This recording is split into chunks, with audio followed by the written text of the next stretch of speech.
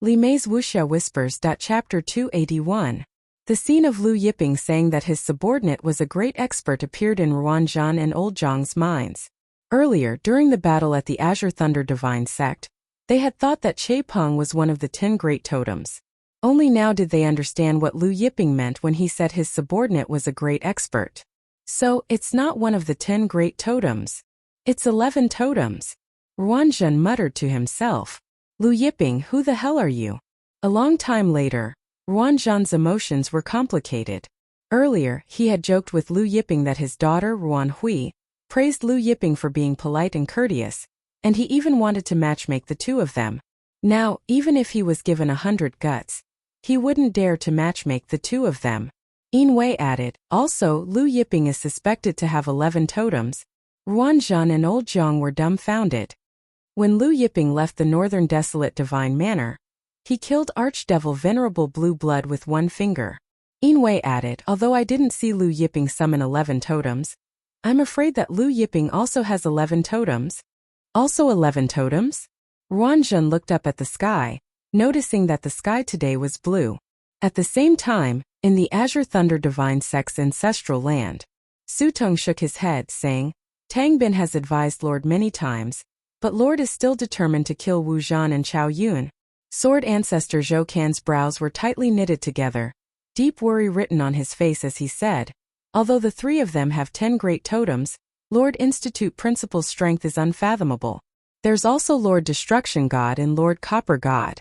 Not to mention, the Northern Desolate Divine Manor's Grand Formation, the 9 great totems commanders, and Wu Zhan, Chao Yun and the others. If Lord and the three of them make a move, they will be in danger. It's a pity that we can't help much. Just as Sword Ancestor Zhou Can's words fell, the Azure Thunder Divine Sect's Sect Chief Fan Sheng walked into the ancestral land, trembling with excitement. Su Teng and Zhou Can were baffled by his actions. Moments later, both Su Teng and Zhou Can were dumbstruck, their faces filled with shock. You're saying that Master's subordinate, Che Peng, is an 11 totem? Su Teng couldn't believe it. And Master is also suspected to be an 11 totem? Fan Sheng would definitely nod his head like a chick pecking at rice. Su Teng and Zhou Can stood there in a daze, unable to react for a long time. Soon, the news about the Northern Wilderness Divine Mansion spread like wildfire. The entire Northern Wilderness starfield was shaken to the core. All the forces were in disbelief. Wu Zhen is dead. Chao Yun is dead. Peerless Sword Emperor is dead. Blue Blood Demon Venerable is dead. God of Destruction is dead. So is God of Copper. 6 of the top 10 on the Northern Wilderness Divine ranking have fallen. Lu Yiping and the other 2 returned to the Azure Thunder Sect. After returning to the Azure Thunder Sect, Lu Yiping sat cross-legged under the creation tree and continued to comprehend the great Daos in the 2nd, 3rd, 4th and 5th Good Fortune Jade discs. Initially, Ruan Hui said that Hao Lianbi had a Good Fortune Jade disc on him, but Lu Yiping sensed that the Good Fortune Jade disc on Hao Lianbi was not the same.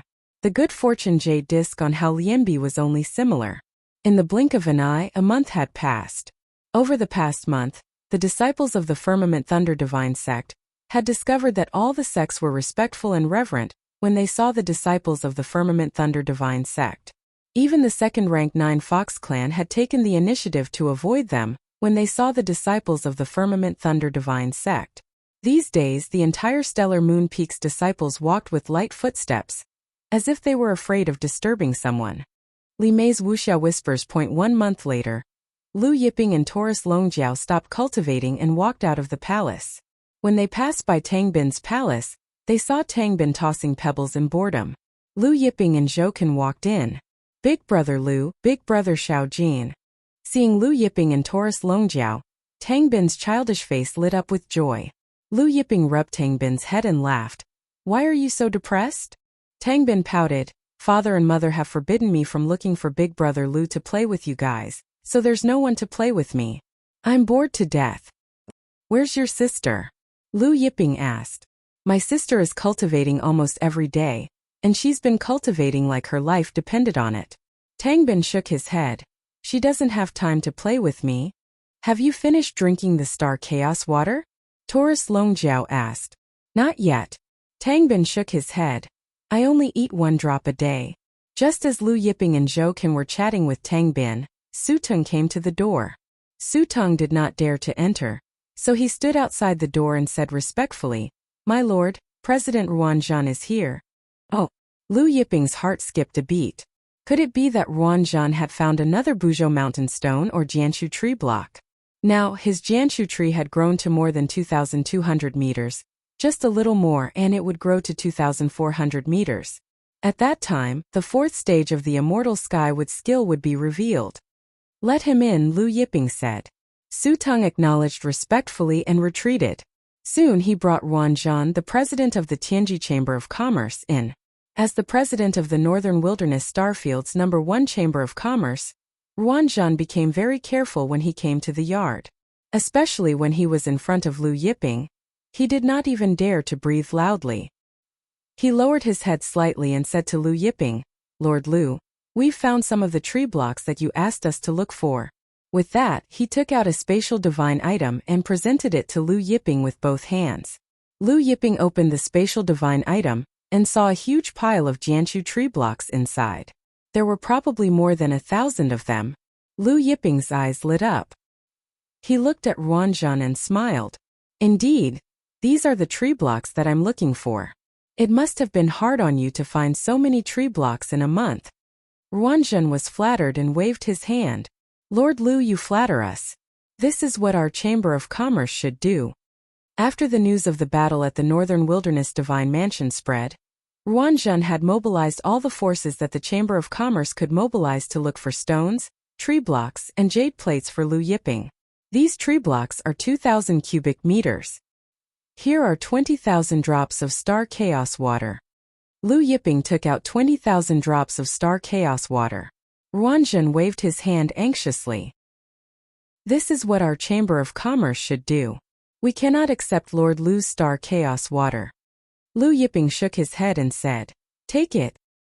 Hearing that, Ruanzhan did not dare to disobey and accepted the star chaos water. "Where did you find these tree blocks?" Lu Yiping asked. Ruanzhan quickly said, "Lord Lu, we found these tree blocks in the Nether Sea." He hesitated and said, "There should be more in the depths of the Nether Sea. However, we are close to the cultivation ground of that person. That's why our elites did not dare to go any deeper." "You're talking about the god of the underworld, Ing Fei Li," Taurus Longjiao said. Hearing Taurus Longjiao mentioning Fei Li, Ruanzhan's face changed. He nodded and said, "Yes, Lord Lu. No matter who it was, no one in the Northern Wilderness Starfield would dare to call him by his name. They would only say that he existed." Although Hao Lianbi was No. 1 on the Northern Wilderness Divine Leaderboard, there was one more person above him. That was the god of the underworld, Ing Fei Li. He was an old monster that had existed for 300,000 years. Other than Lu Yiping and the other three, he was the only one with 11 totems in the Northern Wilderness Starfield. "Oh, the depths of the Nether Sea?" Lu Yiping asked. Chapter 282. "Yes, in the depths of the Netherworld Sea," Ruanzhan said. "The experts of our Chamber of Commerce said that there should be more in the vicinity of that existence's place of cultivation. Moreover, there should be quite a few of them. Do you have time these days?" Lu Yiping said. "Bring us to the place where we found the tree pieces." Then he added, "Of course, I will not treat you unfairly." He took out 2 buckets of star chaos water. Ruanzhan's expression changed as she stared at the 2 buckets of star chaos water. Finally, she nodded. Ruanzhan will obey Lord Lu's orders. After agreeing on a time, Ruanzhan left to prepare for the Chamber of Commerce. Lu Yiping stayed in Tang Bin's courtyard for a while before returning to his palace with Taurus Longjiao. Inside the palace, Che Peng was sitting cross-legged under a divine tree, cultivating. Light surged from his body, and 11 totems hung above his head, emitting golden light. Beside the 11 totems, a totem was faintly discernible. This was the sign of condensing the 12th totem. Che Zipping had been trapped in the demon-suppressing pagoda for years, constantly comprehending the god world's laws. He had long reached the peak of the late-stage 11 totems, but was unable to break through to the 12th totem. These days, following Lu Yiping and Taurus Longjiao's occasional guidance, and with Lu Yiping's elixirs, Che Peng was finally about to condense the 12th totem. The divine tree that Che Peng was sitting on, although not comparable to the creation tree, had an extraordinary origin. It was also one of the natural spiritual roots, called the Five Elements Spirit Fruit Tree. Lu Yiping found it in a dangerous place in ancient times. Che Peng's talent is not bad, Taurus Longjiao said. It seems that he will be able to condense the 12th totem in 10 days at most. Lu Yiping nodded.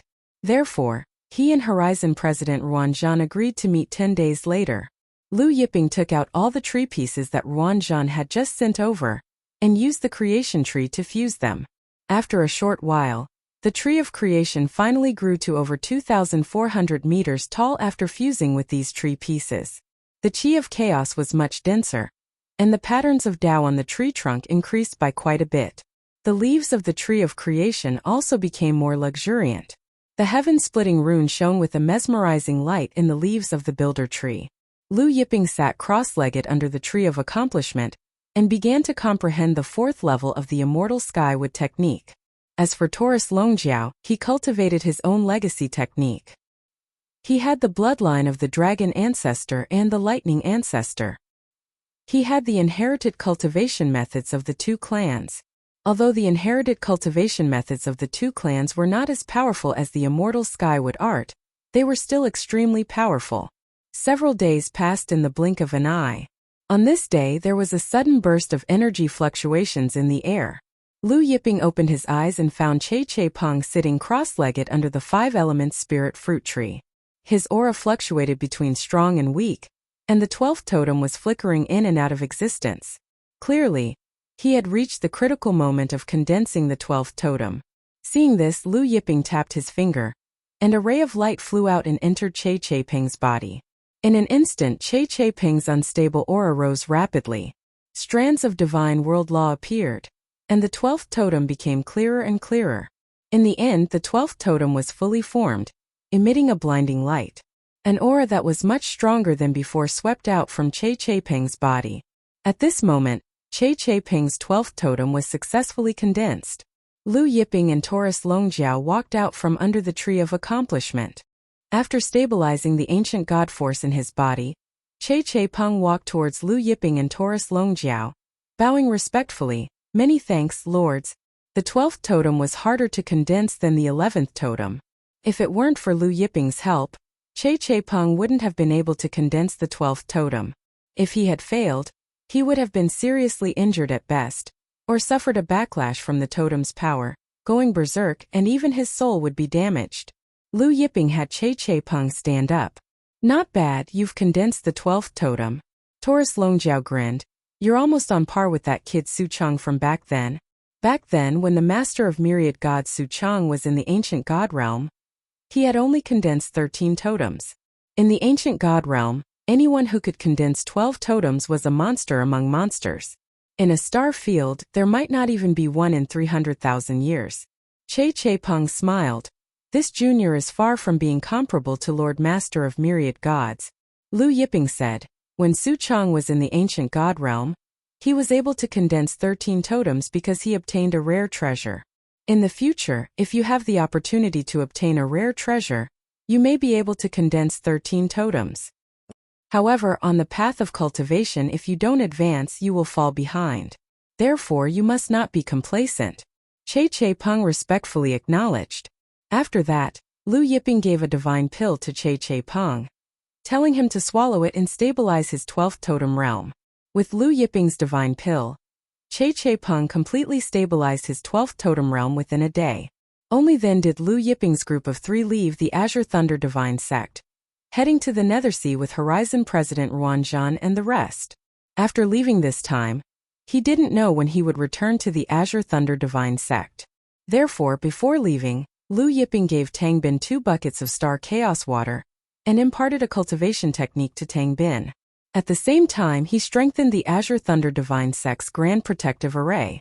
Tang Bin watched as Lu Yiping and Taurus Longjiao left, his eyes brimming with tears as he shouted, Big Brother Lu, Big Brother Xiaojin, remember to come back and play with me in the future.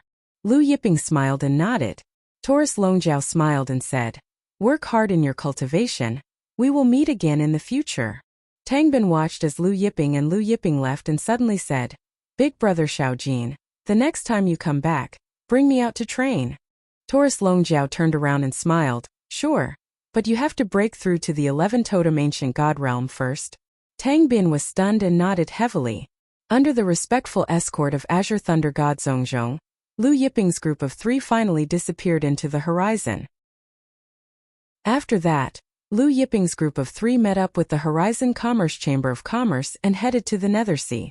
Other than Ruanzhan, the Horizon Commerce Chamber of Commerce also had Old Jiang and the 4 experts who were looking for the creation tree block in the Nethersea. When Lu Yiping's group of 9 were heading to the Nethersea, there was news from the Chaos Dimension that the Ghost Prison Overlord's cave abode had appeared in the Nethersea. The Ghost Prison Overlord was one of the few experts in the Northern Wilderness starfield during the Middle Ages. When the news of his cave abode appeared in the world, it caused an uproar and countless experts rushed to the Nethersea. Even the Northern Wilderness Divine Prefecture's Hao Lianbi led his experts to the Nethersea. Not only Hao Lianbi, even the experts from the surrounding starfields rushed over. The closer they got to the Nethersea, the more experts they met. However, Lu Yiping did not care about it. He did not care about the appearance of the Ghost Prison Overlord's cave abode, as long as they did not hinder him from looking for the creation tree block. However, there was another piece of news. The god of the underworld has said that from today onwards, no one is allowed to step into the Nethersea. Those who step into the Nethersea will die. Once the news was out, there was an uproar. Obviously, the god of the underworld wanted to monopolize the Ghost Prison Overlord's cave abode treasures. Chapter 283. When Ruanzhan Elder Jiang and the rest heard Ing Feili's words, their faces fell. No one in the Northern Wilderness starfield dared to ignore Ing Feili's words. To the elites of the Northern Wilderness starfield, the words of an 11 totem ancient god were like a mortal facing the imperial edict of a dynasty. Therefore, when Ing Feili's words came out, many of the elites who came to the Nethersea stopped and thought of retreating. More than 100,000 years ago, there was once a supersect with 10 totem ancient gods that barged into the cultivation grounds of the god of underworld, Ing Feili. They destroyed the spirit herbs that the god of underworld used to refine pills. Ing Feili then descended upon that sect and slaughtered all the ancestors and 100,000 disciples. Even the ancient god with 10 totem ancient gods were crushed to death by Ing Feili. Few days later, Lu Yiping and the rest arrived at the Nethersea. Even though Ing Feili had said that those who entered the Nethersea would die, there were still many supersects who took the risk to come. Therefore, when Lu Yiping and the rest entered the Nethersea, they could still see many elites from the supersections. Humans die for wealth, birds die for food. Che Zipping sighed as he looked at the elites from the supersects who took the risk to come. As Ruanzhan was the Tianji Chamber of Commerce's president, there were many who knew Ruanzhan. Many of them greeted Ruanzhan and Elder Jiang. Lu Yiping and the rest went deeper into the Nethersea, heading towards Ing Feili's cultivation grounds. The Nethersea was pitch black, and the entire sea was filled with yin qi. It was eerie, and it was eerily quiet. It gave people the feeling that they had entered the Sea of Hell. The sky darkened. The yin qi in the Nethersea intensified, and the sea and sky were covered in a layer of black fog. It was difficult to see what was in front of them. The wind made a whimpering sound that sounded like the cries of ghosts. Lu Yiping was not in a hurry, so he and Taurus Longjiao stopped at a deserted island to rest for the night. When they arrived at the deserted island, the 4 ancient god elites from the Tianji Chamber of Commerce quickly built a bonfire and went to the nearby sea to hunt sea beasts and spiritual fish. Lu Yiping and the others sat around the bonfire. After taking out the Myriad Ages wine from the purple gold gourd, Lu Yiping generously gave a jug to the members of the Horizon Chamber of Commerce.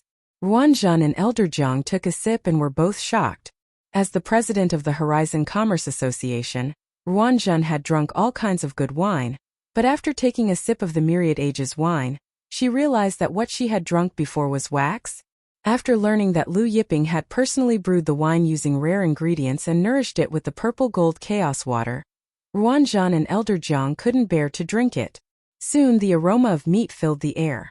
Che Zipping personally cut off 2 pieces with a knife and respectfully handed them to Lu Yiping and Taurus Longjiao. Ruanzhan and Elder Jiang were inwardly shocked when they saw how respectful Che Peng was to Lu Yiping and Taurus Longjiao. Who was Che Peng? That was a peerless expert with 11 totem patterns. In the Battle of the Northern Baron Divine Manor, he had sent Wu Zhan, Chao Yun God Destroyer, Copper God, Peerless Sword Monarch, and 100 other commanders with 9 totem patterns flying away with a single punch. Yet, such a peerless expert was acting like a slave in front of Lu Yiping and the Dragon Horn Golden Bull. Not only was he respectful to Lu Yiping like a servant, but he was also respectful to Long Jijin like a servant. Just as Lu Yiping and the rest were sitting around the bonfire, a large group of experts flew over from the distant sky. There were a lot of them, about 70 to 80 people. These people were all ancient god realm elites, and they weren't ordinary ancient gods. Each of them had at least 5 totem ancient gods. Ruanzhan and Elder Jiang frowned when they saw who it was. These people were the experts from the Northern Wilderness Starfield's Boundless Chamber of Commerce. Leading them was the president of the Boundless Chamber of Commerce, Chan Fij. The Boundless Chamber of Commerce was the second largest chamber of commerce in the Northern Wilderness Starfield, second only to the Horizon Chamber of Commerce. The 2 chambers of commerce competed with each other, so their relationship wasn't good. Walking side by side with Chen Fij was an old man in a crimson battle robe. This old man was Feng Baiyu, ranked 12th on the Northern Wilderness Divine ranking list, ahead of Elder Jiang. This Feng Baiyu was recruited by Chen Fij at a high price. When Chen Fij, Feng Baiyu and the rest arrived, they saw Ruanzhan, Elder Jiang and the rest from afar. They were surprised and stopped for a moment. After confirming that there were only a few people with Ruanzhan and Elder Jiang, they sneered and flew over with the Boundless Chamber of Commerce's experts. In the blink of an eye, Chen Fij, Feng Baiyu, and the rest arrived above the barren island and landed. Chen Fij walked towards Ruanzhan laughing heartily. I was wondering who it was, so it's President Ruanzhan. How have you been, President Ruanzhan? You've always lived in seclusion. Are you also here for the Ghost Prison Archdevil's Cave Dwellings treasures? He was smiling brightly. Ruanzhan looked at the smiling Chen Fij and said, President Chen, haven't you always lived in seclusion? Aren't you also here for the Ghost Prison Archdevil's Cave Dwellings treasures? Chen Fij laughed. That's right. The Ghost Prison Archdevil's Cave Dwellings treasures have appeared. Who wouldn't be tempted? Light flickered in his eyes. The relationship between the Horizon Commerce Hall and the Boundless Chamber of Commerce was bad. He had been looking for a chance to kill Ruanzhan, but Ruanzhan rarely left the Horizon Commerce Hall, so he never had a chance. Now, there were only a few people with Ruanzhan. It was the best chance to kill Ruanzhan. Although Ruanzhan had Elder Jiang by his side, Feng Baiyu could completely suppress Elder Jiang. Just as Chen Fij was filled with killing intent, an expert from the Boundless Chamber of Commerce suddenly stepped forward and said to Chen Fij with a trembling voice, Lord President, that person seems to be Lord Lu. Lord Lu? Chen Fij and Feng Baiyu did not react in time. When they realized who the Lord Lu was, Chen Fij, Feng Baiyu and the rest shuddered, looking at the blue-robed young man sitting beside Ruanzhan. Lord Lu? Lu Yiping? Then, the scholarly middle-aged man who was cutting the meat and respectfully handing it to Lu Yiping was the 11 totem Che Peng. Chen Fij bowed and said with difficulty, May I ask, are you Lord Lu? Under the light of the bonfire, Lu Yiping's face shone brighter. I am Lu Yiping. Is there something you need? Lu Yiping said calmly. Chen Fij's legs trembled, feeling a chill run down his spine. He quickly lowered his head and cupped his fists. Boundless Chamber of Commerce's Chen Fij greets Lord Lu. We didn't know Lord Lu was here and disturbed Lord Lu just now. Please forgive us. Feng Baiyu and the Boundless Chamber of Commerce's experts also bowed respectfully in fear. Lu Yiping glanced at Chen Fij. This glance made Chen Fij feel like his soul was about to leave his body. Is there anything else? Lu Yiping asked. Chen Fij was startled, then shook his head in panic, saying it was nothing. He and the Boundless Chamber of Commerce's people bowed respectfully and left as if they were escaping. Lu Yiping and the rest continued to drink and barbecue. Chen Fij's group only stopped after they were quite a distance away. Their backs were drenched in cold sweat. I didn't expect Lord Lu to come too. Feng Baiyu's complexion recovered a little, but his heart was still beating wildly. Chen Fij's eyes flickered. This might not be a bad thing. After a pause he said, When Lu Yiping and Ing Fei fight for the treasures in Ghost Prison Demon Venerable's abode, both sides will be injured. It will be our chance. Chapter 284. Chun Fij continued. Ing Fei already had 11 totems more than 100,000 years ago. Lu Yiping and Che Peng are no match for Ing Fei in a one-on-one fight. But if Lu Yiping and Che Peng work together, they might be able to stop Ing Fei. I heard that the people from Flying Rainbow Divine Estate are here too, Feng Baiyu said.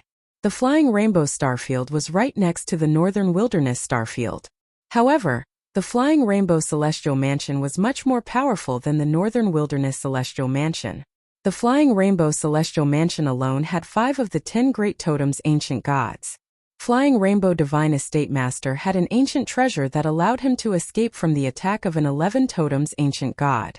Chun Fij pondered and said, "We'll act according to the situation. I found out that Ghost Prison Overlord's cave abode is near Ing Fei's current cultivation ground. Ing Fei seems to have predicted that Ghost Prison Overlord's cave abode will appear, so he chose to cultivate in the depths of the Netherworld Sea. Then he led the Boundless Chamber of Commerce's experts and left, disappearing into the thick black fog. The night passed. The black fog above the sea gradually dispersed. The Netherworld Sea began to brighten.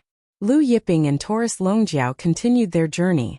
Half a day later, Ruanzhan pointed at an island in front and said, "Sir, our experts found the tree block on that island."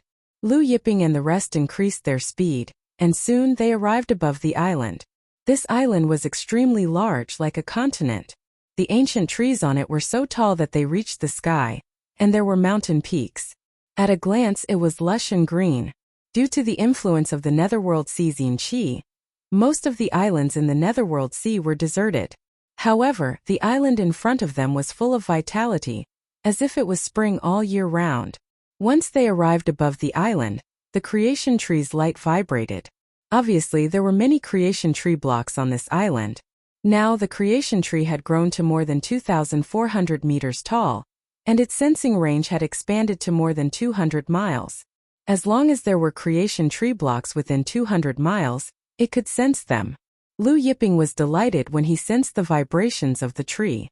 Judging from the vibrations of the tree, there must be a lot of tree chunks ahead. Lu Yiping took a step forward, arriving in front of the mountainous region. Pressing his palm down, the island below split open, revealing a terrifying gigantic rift valley. Ruanzhan, Old Jiang, and the others were shocked. The group looked over and saw that at the bottom of the rift valley were the Jianshu tree blocks. There were more than a dozen of them, and the bigger ones were 30 to 40 meters tall, as big as a small mountain. Lu Yiping flicked his finger, and the dozen or so tree building blocks flew up. Lu Yiping stored them all into the tree building space, allowing the tree building blocks to fuse automatically. They continued to fly forward. Not long after, Lu Yiping found a few more Jianshu tree blocks at the bottom of a valley. Moreover, every piece of the building tree was more than 10 meters tall. Lu Yiping stored them all into the tree building space, allowing the tree building blocks to fuse with each other. Ruanzhan, Old Jiang, and the others watched as Lu Yiping found the Jianshu tree building blocks like he was performing a magic trick. Could it be that Lu Yiping could sense if there were any Jianshu tree building blocks nearby? An hour later, Lu Yiping found more than a dozen Jianshu tree building blocks. The number of Jianshu tree building blocks on this island far exceeded Lu Yiping's imagination. As the Jianshu tree continued to fuse with these Jianshu tree building blocks, it continued to grow. In a little over an hour, it had grown to more than 3,100 meters tall. Half a day later, Lu Yiping finished touring the entire island, and the Jianshu tree had grown to more than 4,500 meters. However, the Jianshu tree needed to grow to 4,800 meters before the fifth stage of the Immortal Skywood technique would appear. Thus it was still 300 meters away.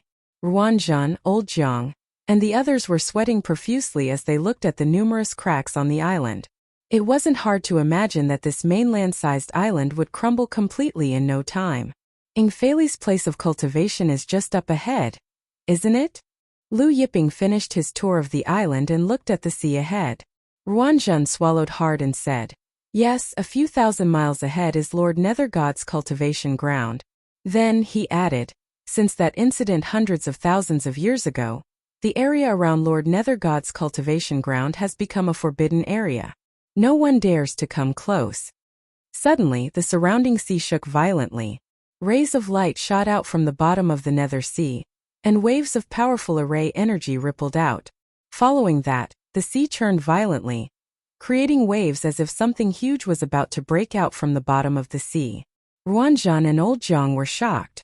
Then Ruanzhan and the others saw countless black dots flying towards them from the distant horizon. It's the Northern Wilderness Divine Palace. The newcomers were the Northern Wilderness Divine Palace's experts, and the one leading them was none other than the Northern Wilderness Divine Palace Lord, Hao Lianbi. Behind Hao Lianbi were 4 experts in grayish-black divine armor, and 10,000 soldiers.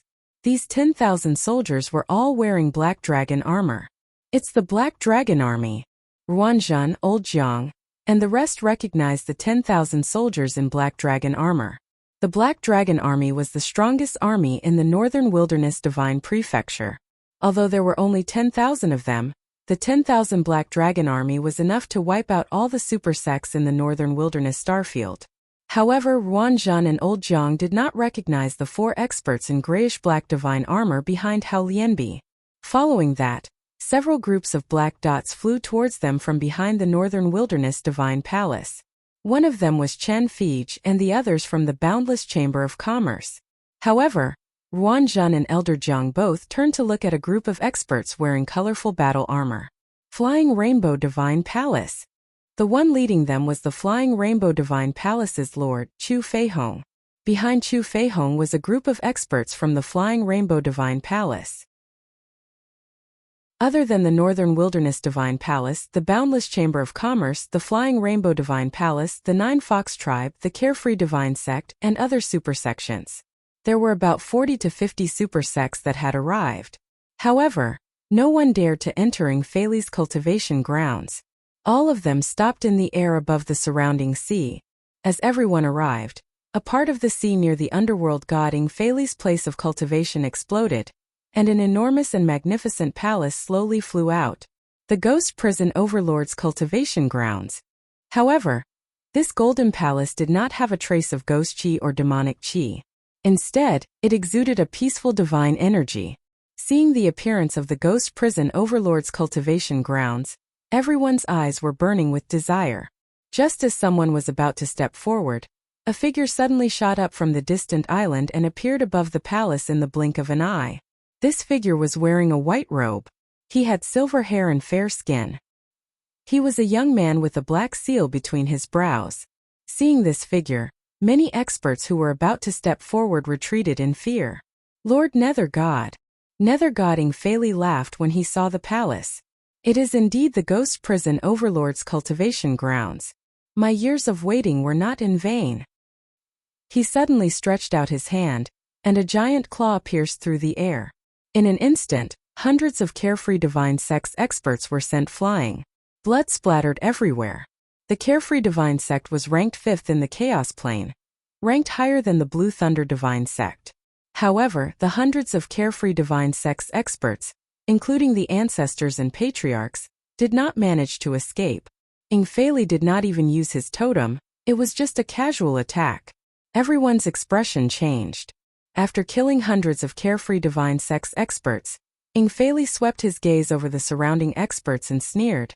I said, "Those who enter the Netherworld Sea will die. It seems like none of you took my words to heart. In that case, all of you can go to hell." Divine flames burst out from Huang Xiaolong's body, and with a wave of his hand, the giant claws flew out again. This time there were several hundred of them, and they flew towards the Northern Wasteland Divine Manor, Soaring Rainbow Divine Manor, Nine Fox Tribe, and even Lu Yiping Dragon Horn Golden Bull and the others. Chapter 285. Hao Lianbi, Chu Feihong, Hu Fei, Chen Fij, and the others were terrified when they saw the Nether God's several hundred giant claws coming at them. Retreat! Hao Lianbi, Chu Feihong, Hu Fei, Chen Fij, and the rest roared in panic. At the same time, they activated their totems and retreated with all their might. As Hao Lianbi, Chu Feihong, Hu Fei, and Chen Fij activated their totems, the totems flew out one after another, emitting dazzling light that lit up the entire Nethersea. Northern Desolation Divine Fist. Hao Lianbi punched out with both fists. Flying Rainbow. Chu Feihong's twin blades slashed out. Light of the Nine Foxes. Boundless Emptiness. Hu Fei, Qian Fij, and the rest launched their strongest attack in history. The 4 experts in grayish-black divine armor behind Hao Lianbi activated their totems. They were the ancient gods of the 10 great totems. The 4 of them attacked at the same time. When the army of 10,000 black dragons attacked together, the sky was filled with black dragons. The Flying Rainbow Celestial Manners experts behind Chu Feihong also attacked. Streaks of rainbow streaked across the sky, crossing the Nethersea. The 9 Foxes race, Boundless Chamber of Commerce, and other Superforces experts attacked with enough power to tear a hole through a continent, meeting the Nether god Ingfei's 400 claws head-on. Sky-shaking explosions reverberated in the air. The Netherworld sea surged with thousands of towering waves. Lu Yiping and the rest watched the Nether god's claws coming at them, but they did not move. Indifferent to Lu Yiping's group, Ingfei smiled indifferently at the sight of the Nether god's claws coming at them. Seeing the Nether god's claws coming at Lu Yiping's group, Ruanzhan and Elder Jiang were about to retreat in fear when the Nether god's claws stopped right in front of Lu Yiping. Without any warning. At this time blood rained down from the sky. The Flying Fox race, Boundless Chamber of Commerce, and other Superforces experts were sent flying by the Nether god's claws. Those below the 9 great totems exploded in the blink of an eye. The 9 great totems' divine armor shattered, and they were vomiting blood. Hao Lianbi, Nie Feihong, Hu Fei, Hu Tao, and the rest of the 10 great totems also had blood flowing out of their mouths. Tens of thousands of experts were still unable to block Ingfei's powerful attack. Hao Lianbi, Chu Feihong, Hu Fei, Hu Tao, Qian Fij, and the others stared at Ingfei in fear. Just as Hao Lianbi, Qian Feihong, and the others were sent flying by the Nether god's giant claw, Lu Yiping raised his hand and pointed forward. Without any energy fluctuations, the Nether god's giant claw in front of him shattered and dissipated. Hao Lianbi, Chu Feihong and the others who had been watching Ingfei in fear were dumbfounded by this scene. The Nether god's giant claw, which had blasted them so hard that they couldn't even remember who their parents were, was broken by Lu Yiping just like that? Just like that? No one dared to believe it. This included Ruanzhan and Elder Jiang, who were standing behind Lu Yiping. Even if Lu Yiping had 11 totems, it was impossible for him to shatter the Nether god's giant claw so easily. That was the Nether god's giant claw. Ingfei's ultimate skill to intimidate the northern wilderness starfield. It was not some random skill. Ingfei also saw Lu Yiping shatter his Nether god's giant claw, and he too was shocked. He looked at Lu Yiping in shock and disbelief. "Who are you?" "Lu Yiping." Lu Yiping said calmly. "Lu Yiping?" Ingfei was confused. He had been living in seclusion in the depths of the Nether Sea, so he had not heard anything about Lu Yiping. He stared at Lu Yiping. Although that Nether god's giant claw was just one of the hundreds he had sent out, the fact that this blue-robed young man could shatter his Nether god's giant claw meant that he was an ancient god with 11 totems. Since when did the northern wilderness starfield have an ancient god with 11 totems? Did he just break through? However, after knowing that Lu Yiping was an ancient god with 11 totems, he did not take it to heart. There were strong and weak ancient gods with 10 totems, and there were weak and strong ancient gods with 11 totems as well. He was now at the peak of the late stage of 11 totems, so he was no ordinary ancient god with 11 totems. Moreover, each of his totems was as long as 110 miles. His combat power was far stronger than those ancient gods with 11 totems that were tens of miles long. Ingfei looked at Lu Yiping and said, "I didn't expect another ancient god with 11 totems to appear in the northern wilderness starfield. I can let you go." He then looked at Taurus Longjiao, Che Chipping, and the rest who were standing behind Lu Yiping. "But your subordinates cannot leave. They must all die." Ingfei's cold voice rang through the Nether Sea. Taurus Longjiao snorted and looked at Ingfei. "I say, where did this idiot come from?" Hao Lianbi, Che Feihong, Qian Fij, Ruanzhan and the rest were stunned. Idiot? Was Ingfei the god of the underworld an idiot? Ingfei was shocked as well. He had never thought that someone would call him an idiot. He looked at Taurus Longjiao, his killing intent unprecedented. He laughed in anger. Did you just call me an idiot? Taurus Longjiao laughed. What? You're not happy with the term idiot? Underworld god Ingfei's eyes glinted with a cold light as he slammed his claw towards Longjiao's golden claw. Even if your master is an 11th totem beast, you will die today. Do you think your master can protect you? A terrifying giant claw of the god of the underworld flew out. This nether god's giant claw was much larger than any of the previous nether god's giant claw. It was several hundred times larger than the nether god's giant claw that was aimed at Lu Yiping. And its power was also a few hundred times bigger than the one that attacked Lu Yiping. Although Ingfei did not use his 11 totems, this attack was more than enough to send an ordinary 11 totems flying. The super god of the underworld claw was like a black sun, reaching Lu Yiping and Taurus Longjiao in the blink of an eye. This attack was the strongest power he could muster without using the 11 totems. Die! Ingfei bellowed. Looking at the nether god Ingfei's claw that was even bigger than the previous one, Ruanzhan and Elder Jiang paled. Just when everyone thought Lu Yiping was going to make a move, a palm reached out and pressed down. A giant palm imprint met the nether god Ingfei's claw that was several hundred times bigger. Boom! The giant palm imprint collided with the god of the underworld claw. The god of the underworld claw shattered into pieces. The giant palm imprint pierced through the shattered god of the underworld claw, heading straight for Ingfei. Ingfei was stunned, but he quickly countered with a palm imprint that collided with the giant palm imprint. Even so, Ingfei was still sent tumbling several hundred miles away. When he finally came to a stop, Ingfei felt the blood in his chest rising. He couldn't help but spit out a mouthful of blood, dyeing a small part of the nether sea red. What? Hao Lianbi, Chu Feihong, Chun Fij, and the others exclaimed in shock. Everyone turned to look at the scholarly Che Peng standing behind Lu Yiping with shock written all over their faces. It was Che Peng who attacked just now. Ingfei stared at Che Peng with disbelief, then he touched the blood on the corner of his mouth. Did he just vomit blood? Chapter 286. Who are you? Ingfei glared at Che Peng. Another F** King 11 totem? And this scholarly middle-aged man seemed to be even more powerful than the young man in blue. Since when did Northern Wilderness Starfield have 2 more 11 totem beasts? Che Peng. Che Zipping answered. Ingfei's eyes flashed with black light as he shot into the air. I didn't expect Northern Wilderness Starfield to have 2 more 11 totem beasts.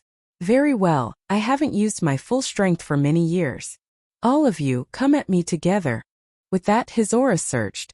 He no longer suppressed his energy and released it all. Suddenly, heaven and earth shook. Gusts of terrifying hurricanes formed around his body. Black icicles shot up into the sky, piercing through the firmament. The 90-meter-thick heavenly world law shone brightly. As the heavenly world law wrapped around him, giant totem beasts shot up into the sky. Each totem was 110 miles long. When all 11 totems flew out, the sky above the netherworld sea changed color. Waves rose and fell and the islands in the distance swayed. Hao Lianbi, Chu Feihong, Hu Fei, Chen Fij, and the rest fled as far as they could when they saw Ingfei using the power of the 11 totem beasts. Ingfei had not even used his totems earlier and his power was already so terrifying. Now that he had used all his totems, one could only imagine how terrifying his power would be. As the power of Ingfei's 11 totems swept across the sea, one after another, the sea was stirred up. Yin Yang double kill fist. Ingfei pushed the power of the 11 totem beasts to the maximum and punched both his fists at Lu Yiping, Taurus Longjiao, and Che Peng. One Yin and one Yang fist print blasted open the void at an unbelievable speed towards Lu Yiping, Taurus Longjiao, and Che Peng. Wherever the fist print passed, the water in the netherworld sea was plowed away. One could even see the bottom of the netherworld sea. The fist waves surged, covering the sky and the sun. It was unknown how many miles in diameter it was. Ruanzhan and Old Jiang felt as tiny as ants in the face of this sky-covering fist wave. No, they couldn't even be compared to ants. In front of this heaven-shaking power, they felt as weak as dust. As Ingfei made his move, Che Chipping stopped hiding his aura. He called upon all the power he could muster. The 100-meter-thick God World's laws swirled around him, and all of his totems flew out. 1, 2, 3, 10, 11. When the 11th Peng totem flew out, everyone thought that it was over. But suddenly another incomparably resplendent totem flew out, as if plated with primal chaos gold. This totem was so dazzling to the eye, so bright that it radiated a vast amount of energy. It was as though all the energy in the world had gathered within it. Hao Lianbi, Chu Feihong, Ruanzhan, Elderjiang, and the others had never seen such a large, powerful and resplendent totem before. In fact, this totem was as big as the previous 11 totems. Hao Lianbi, Chu Feihong, and the others turned pale with fright. 12 totems. The ancient gods of the 12 totems have reappeared in the world. Chun Fij of the Boundless Chamber of Commerce was so shocked that his heart almost exploded. In the Nether Sea, all the experts who came for the Ghost Prison Archdevil's Cave dwelling were shocked beyond words. Even Ing Feili, who had 11 totems, was dumbfounded. Disbelief was written all over his face. Ever since the ancient times, there had never been an ancient god with 12 totems in the northern wilderness starfield. Now, the appearance of the 12 totems shook the entire northern wilderness. Che Chipping punched out. Just one punch. The sky was filled with starlight. Above the netherworld sea, which was originally dark, appeared a vast galaxy. Stars appeared above the netherworld sea. Heaven and earth transformation. This is the real heaven and earth transformation. Chu Feihong muttered to himself. When a person's strength reached a certain level, he could change the appearance of heaven and earth. The vast galaxy above the nether sea was not an illusion, but a real galaxy, a real star. An unimaginably large fist imprint covered in starry flames blasted away Ing Feili's yin-yang double-kill fist. Then, with an even more terrifying and unbelievable speed, it landed right in front of Ing Feili. Looking at the unimaginably large fist imprint covered in starry flames, and feeling the terrifying power within it, Ing Feili felt for the first time what it meant to be an ant. In his fear, he opened up all the divine armor on his body, and one divine shield after another flew out, trying to block Che Chipping's fist imprint. But it was useless. These divine shields that he had obtained from the Middle Ages were like dust in front of Che Chipping's fist imprint. He did not have time to think and ran for his life. He had never been so fast before.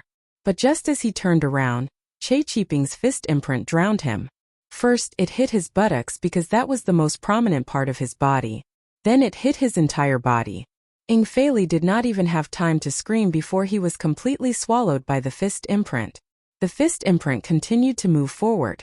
The galaxy above the Nether Sea continued to move forward until it reached the end. The water in the Nether Sea was swept away by the fist imprint. The ground was white, and many fishes were still swimming underground.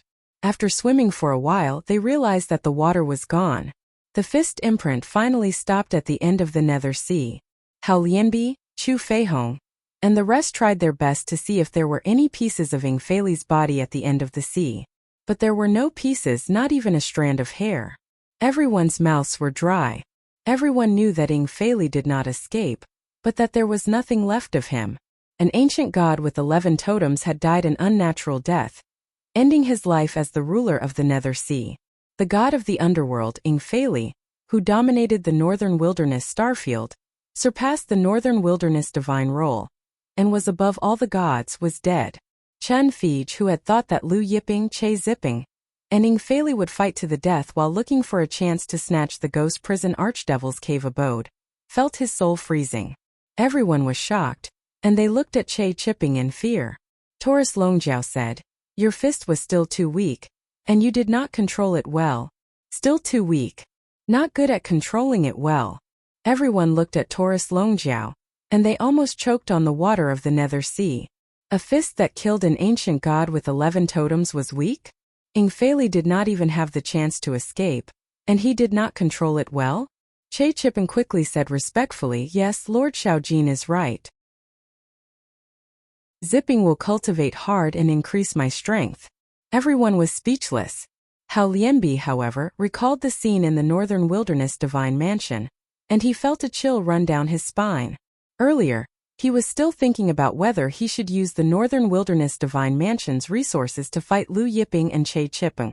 Now he was glad that he did not act rashly. Indeed, impulse was the devil. At this time Taurus Longjiao looked at Hao Lianbi. While Hao Lianbi was panicking, Taurus Longjiao said, "Principal Hao Lianbi, what a coincidence. Are you also here to look for a tree block?" Looking for a tree block? Hao Lianbi immediately remembered that Lu Yiping had asked Ruanzhan to look for a tree block. He smiled and said, "No, Lord Shaojin, we are here to enjoy the scenery." Chapter 287. Flying Rainbow Mansion. Master Chu Feihong also hurriedly said, "We are also here to enjoy the scenery. We are all here to enjoy the scenery." The other experts also expressed that they were here to enjoy the scenery. Taurus Longjiao looked at the Netherworld Sea that had been plowed and said, "The Netherworld Sea's scenery is indeed not bad." Lu Yiping took a step and arrived in front of the ghost prison demon Venerable's abode that had already risen into the sky. He then pushed open the abode's door and walked in. Taurus Longjiao, Che Peng, Ruanzhan, and Elder Jiang ignored Hao Lianbi and the others and flew into the abode. Hao Lianbi's expression was gloomy and he finally said, "Let's go." Then he brought everyone and flew away. Now, no matter what, he did not dare to follow Lu Yiping and the others into the ghost prison demon Venerable's abode to enjoy the scenery. Seeing this, Che Feihong also reluctantly brought the Flying Rainbow Mansion's experts and flew away. Everyone left one after another, leaving no one behind. The ghost prison demon Venerable's abode was very big, and the space inside was like a different world. There were mountains, rivers, flowers, trees, and grass. But what shocked everyone was that there was not a trace of ghost chi or demonic chi in the space. Logically speaking, the ghost prison demon Venerable cultivated an evil demonic art, and his abode space should not be like this. Lu Yiping brought everyone to the main hall. The main hall was very big and the 4 stone pillars in the main hall were engraved with various demonic runes. In addition, there was a saber beside the throne in the main hall. The saber was not unsheathed, but even so, everyone could feel the extremely sharp saber chi. Lu Yiping used one hand and a suction force pulled the saber into his hand. The saber scabbard was completely black and emitted an ink-black luster. "Not bad." Taurus Longjiao glanced at the saber and said, "Unfortunately, it has not reached the level of Xiantian. Although the saber was not bad, it was only an acquired cardinal treasure. Above supreme-grade divine artifacts were acquired spirit treasures. Acquired spirit treasures were divided into middle, high, and supreme grade. Above supreme grade acquired spirit treasures were acquired cardinal treasures." Lu Yiping threw the saber to Che Peng. "Thank you for the saber, Your Excellency." Che Zipping bowed and thanked him. Lu Yiping and the others passed through the front hall. What appeared in front of them was a huge mountain. The mountain was made of a rare type of divine stone. It was multicolored and surged with radiance. Lu Yiping didn't collect it either, allowing Horizon's guild leader, Ruanzhan, to collect it. The reason why he was able to find so many building tree blocks was because of the other party. This divine mountain made of all kinds of divine stones was priceless. When Ruanzhan received it, she was extremely excited. Lu Yiping's group continued walking deeper into the cave. Along the way, they came across many spiritual herbs and divine trees. Lu Yiping and the rest collected them. Some were collected by Lu Yiping, some were collected by Che Peng, and some were collected by Ruanzhan, Elder Jiang, and the rest. The Ghost Prison Overlord was one of the few elites in the northern wilderness starfield during the Middle Ages. There were many good things in his cave abode. Inside the cave, there were layers upon layers of restrictions, but they were nothing to Lu Yiping. In the end, Lu Yiping's group arrived at the deepest part of the cave abode. The deepest part of the cave abode was the Ghost Prison Overlord's secret chamber. Inside the secret chamber there was a painting. In the painting there was only a vast ocean. "The Netherworld Sea," Che Zipping said. The ocean in the painting was drawn with the Netherworld Sea as the model. "Old Man Nirvana." Taurus Longjiao looked at the name on the bottom right corner of the painting. Ruanzhan and Elder Jiang were shocked. Old Man Nirvana. Old Man Nirvana was an elite from the same era as the Master of Myriad Gods. He was known as the painting deity. His paintings were priceless. The gold here wasn't ordinary gold, but primal chaos gold. In the past, there was an elite who offered 10,000 gene of primal chaos gold in exchange for an authentic painting of Old Man Nirvana, but was rejected by him. Taurus Longjiao said, I didn't expect to see an authentic painting of Old Man Nirvana here. Old Man Nirvana? Ruan Wuxiang and Elder Jiang were stunned. Lu Yiping looked at the painting in front of him silently. After looking at it for a long time, he put it away. Then, everyone returned the way they came and left the ghost prison overlord's cave abode. Lu Yiping pointed casually, and the ghost prison overlord's cave abode disappeared into the void. Next, Lu Yiping's group arrived at Underworld Goding, Fei's cultivation island. Sure enough, nearing Fei's cultivation grounds, Lu Yiping found many more Jianshu tree chunks. A day later, the Jianshu tree finally grew to more than 4,800 meters tall. The fifth level of the immortal heavenly wood art appeared. After confirming that there were no tree blocks in the surroundings, Lu Yiping stopped searching and got Che Zipping to move away the treasures in Ing Fei's cave abode. Finally, everyone left the Netherworld Sea. When Lu Yiping's group passed by some cities, they found that almost all the streets and alleys were discussing the matter of Che Zipping killing Underworld God Ing Fei. Taurus Longjiao smiled at Che Zipping. "Kid, your fame is greater than mine now." Che Zipping was embarrassed and said, "With this junior strength, how could I dare to be mentioned in the same breath as Senior Xiao Jin?" Ruanzhan and Elder Jiang heard this and were curious. Was Taurus Longjiao really stronger than Che Zipping? "My lord, the Horizon Chamber of Commerce's branch is just ahead. Why don't you follow me in and rest for a while?" Ruanzhan said. Lu Yiping thought about it and nodded. Then, everyone entered the Horizon Chamber of Commerce's branch. Ruanzhan personally arranged a palace for Lu Yiping's group. Inside the palace, Lu Yiping sat cross-legged under the tree and comprehended the fifth level of the immortal heavenly wood art. Now the tree had grown to over 4,800 meters.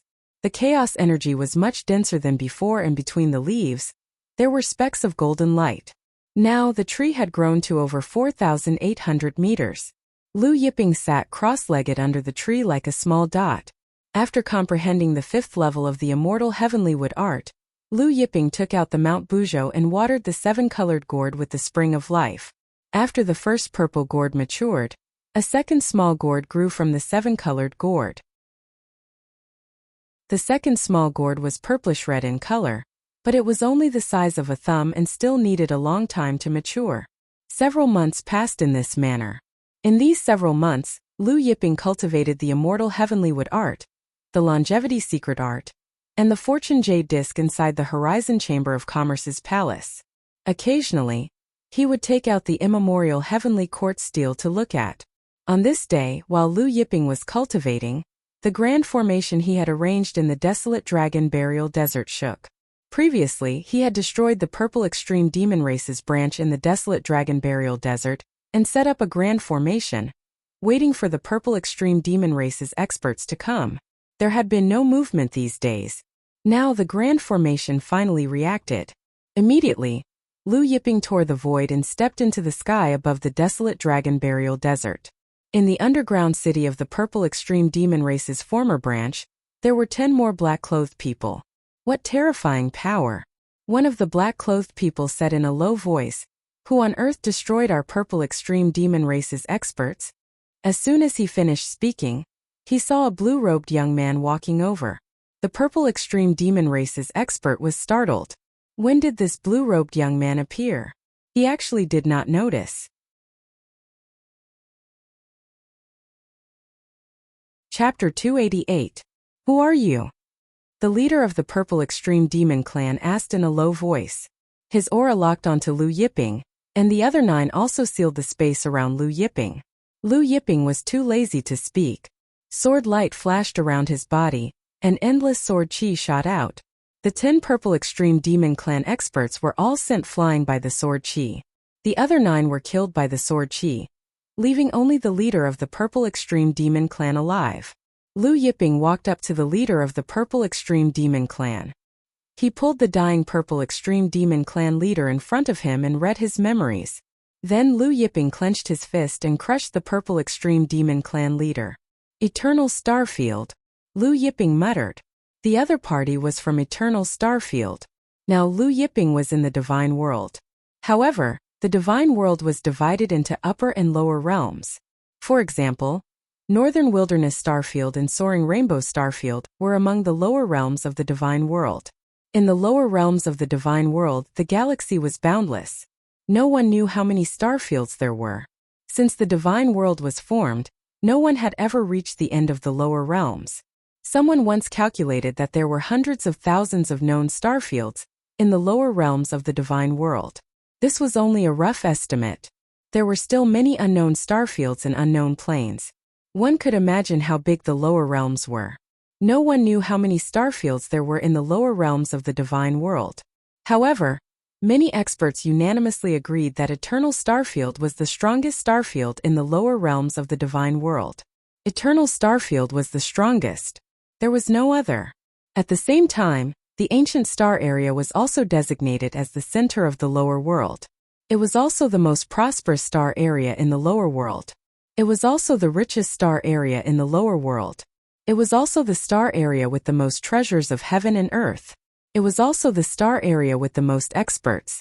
Eternal Starfield was a gathering place for experts from all the starfields in the lower realms. In Northern Wilderness Starfield, there were only a dozen or so ancient gods with 10 totems.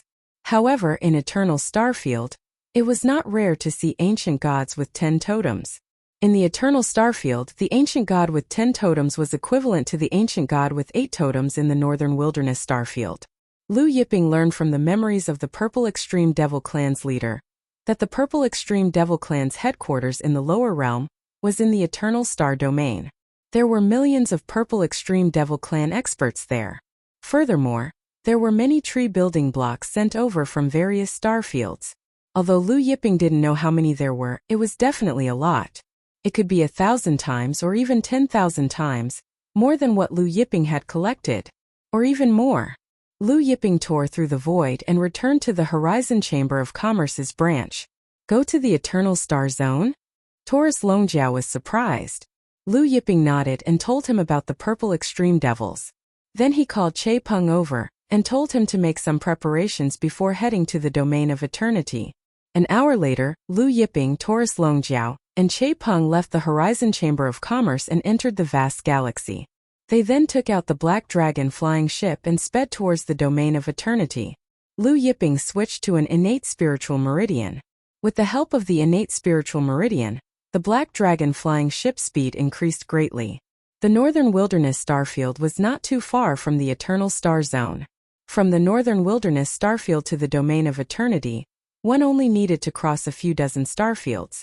With the help of the innate spiritual meridian, the Black Dragon flying ship could reach the Domain of Eternity in half a month at most. In the vast galaxy, the Black Dragon flying ship was like a black dragon light, blasting through the galactic storms in front of it. It traveled thousands of miles in the blink of an eye. With the Black Dragon flying ship's incredible speed, one realm after another was left behind. In just a few hours, the Black Dragon flying ship had left the Domain of Eternity and entered the soaring Rainbow Starfield. Half a day later, the Black Dragon flying ship had crossed the soaring Rainbow Starfield. Che Peng stood at the bow of the Black Dragon flying ship, feeling the passing of time around him. He could not help but marvel at the Black Dragon flying ship's terrifying speed. In the past, he had ridden the Big Dipper flying ship of the Big Dipper Palace. Compared to the Black Dragon flying ship, it was not just a little bit inferior. Lu Yiping and Taurus Longjiao were cultivating in the palace of the Black Dragon flying ship. With the growth of the Tree of Creation, Lu Yiping's cultivation speed of the Immortal Skywood technique had increased greatly. Now, he had cultivated the first level of the Immortal Skywood technique to the Greater Completion realm. With the improvement of the Immortal Skywood technique, his physical body had become stronger as well. Lu Yiping sat cross-legged under the Tree of Creation, the chi of the Great Tao rolling around him. An immortal and eternal aura filled the air. With the improvement of the Immortal Skywood technique, Lu Yiping's connection with the Tree of Creation became closer. Now, he could use the Tree of Creation to attack. Although the Tree of Creation had not fully grown, if he used the Tree of Creation, which was more than 4,000 meters long, to attack, the power would be extremely terrifying. If he could get the Tree of Creation from the Purple Extreme Demon Tribe's treasure vault in the Domain of Eternity, his Tree of Creation would grow to 100,000 meters long. At that time it would truly be a towering tree. At that time its power would be truly unparalleled. Unfortunately, from the memories of the leader of the Purple Extreme Demon Tribe, He only knew that the purple extreme demon tribe's headquarters in the domain of eternity. He did not know which realm it was in. The northern wilderness starfield had more than 3,000 realms. As the most powerful and prosperous starfield in the domain of eternity, there were more than 40,000 realms in total. Therefore, even if he knew that the purple extreme demon tribe's headquarters in the domain of eternity, it would still be difficult to find them. Of course, Liu Yiping was not in a hurry. He had all the time in the world. As the Black Dragon flying ship got closer to the domain of eternity, it became more and more crowded. The number of flying ships they encountered gradually increased. The Black Dragon flying ship's astonishing speed shocked many experts on the flying ships. When some of the experts on the flying ships wanted to see the Black Dragon flying ship clearly, the Black Dragon flying ship instantly flew thousands of miles away and disappeared into the vast galaxy in the blink of an eye. Is that a primordial spiritual treasure? It must be a primordial spiritual treasure. Some experts were extremely shocked. Even in the domain of eternity, it was rare to see a primordial spiritual treasure flying ship, let alone a primordial spiritual treasure. A huge merchant ship was flying toward the domain of eternity when it suddenly saw the Black Dragon flying ship tearing through space. An old man who was standing on the bow of the merchant ship with his hands clasped behind his back was shocked when he saw the Black Dragon flying ship tearing through space. His eyes narrowed. Then, the Black Dragon flying ship flew past the merchant ship and disappeared at the end of the galaxy. Find out which ancient family that flying ship belongs to. The old man ordered his subordinates in shock. His subordinates smiled bitterly. They only saw the shadow of the flying ship and did not even know what it looked like. How could they find out? President, that flying ship is too fast. We can't see it clearly, one of them said hesitantly. The old man was the president of the largest merchant firm in the domain of eternity, the Red Flame merchant firm Wan Lidong. Wan Lidong looked in the direction of the Black Dragon flying ship and asked, "Is that the Black Dragon flying ship?" However, he was not sure because the flying ship was too fast. Even he could not see it clearly. He only saw the shadow of a black dragon on the body of the flying ship.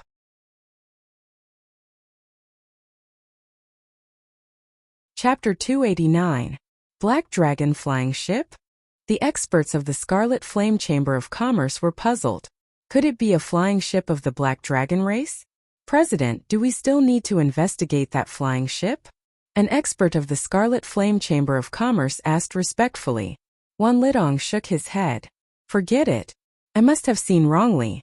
How could the Black Dragon flying ship appear in the world again? He then added, this batch of goods belongs to the Ionic God Manor. Everyone keep your eyes peeled.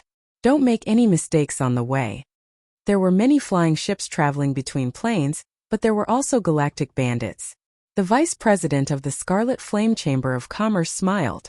With the president personally overseeing the situation, I don't think those bandits will dare to do anything to us. Wan Lidong shook his head.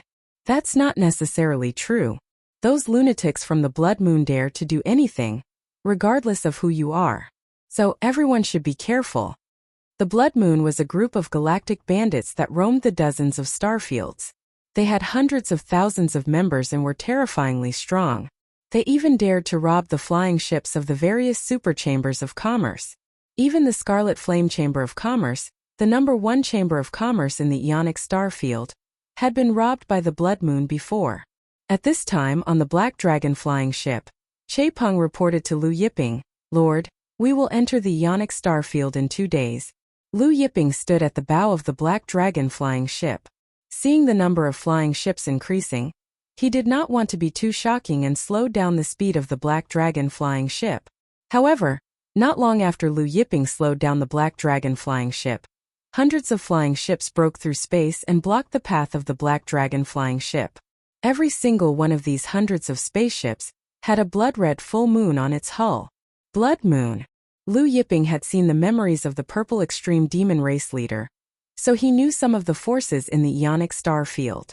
Taurus Longjiao looked at the flying ships blocking the path of the Black Dragon flying ship and chuckled. It seemed like he could practice his hand strength again.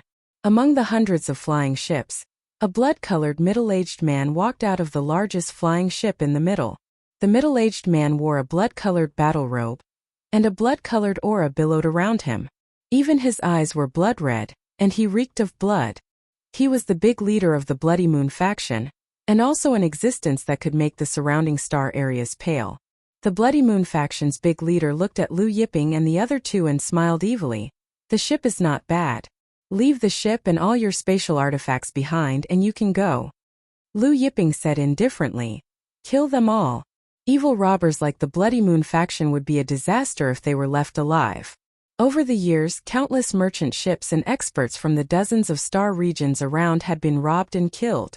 When Taurus Longjiao heard this, he immediately leaped up and stood on the Black Dragon spaceship. A golden pillar appeared in his hand. Then the golden pillar instantly expanded to 100 million times its original size, spanning countless miles across the galaxy. Long Jijin waved his hand, and the golden pillar shot out. Suddenly, the originally calm Star River was stirred up by hundreds of millions of storms, which were many times stronger than the most superstar river storm.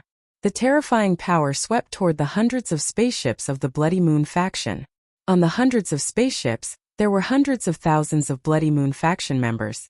Some were shaving their nails with knives, some were drinking blood wine, and some were humming songs leisurely.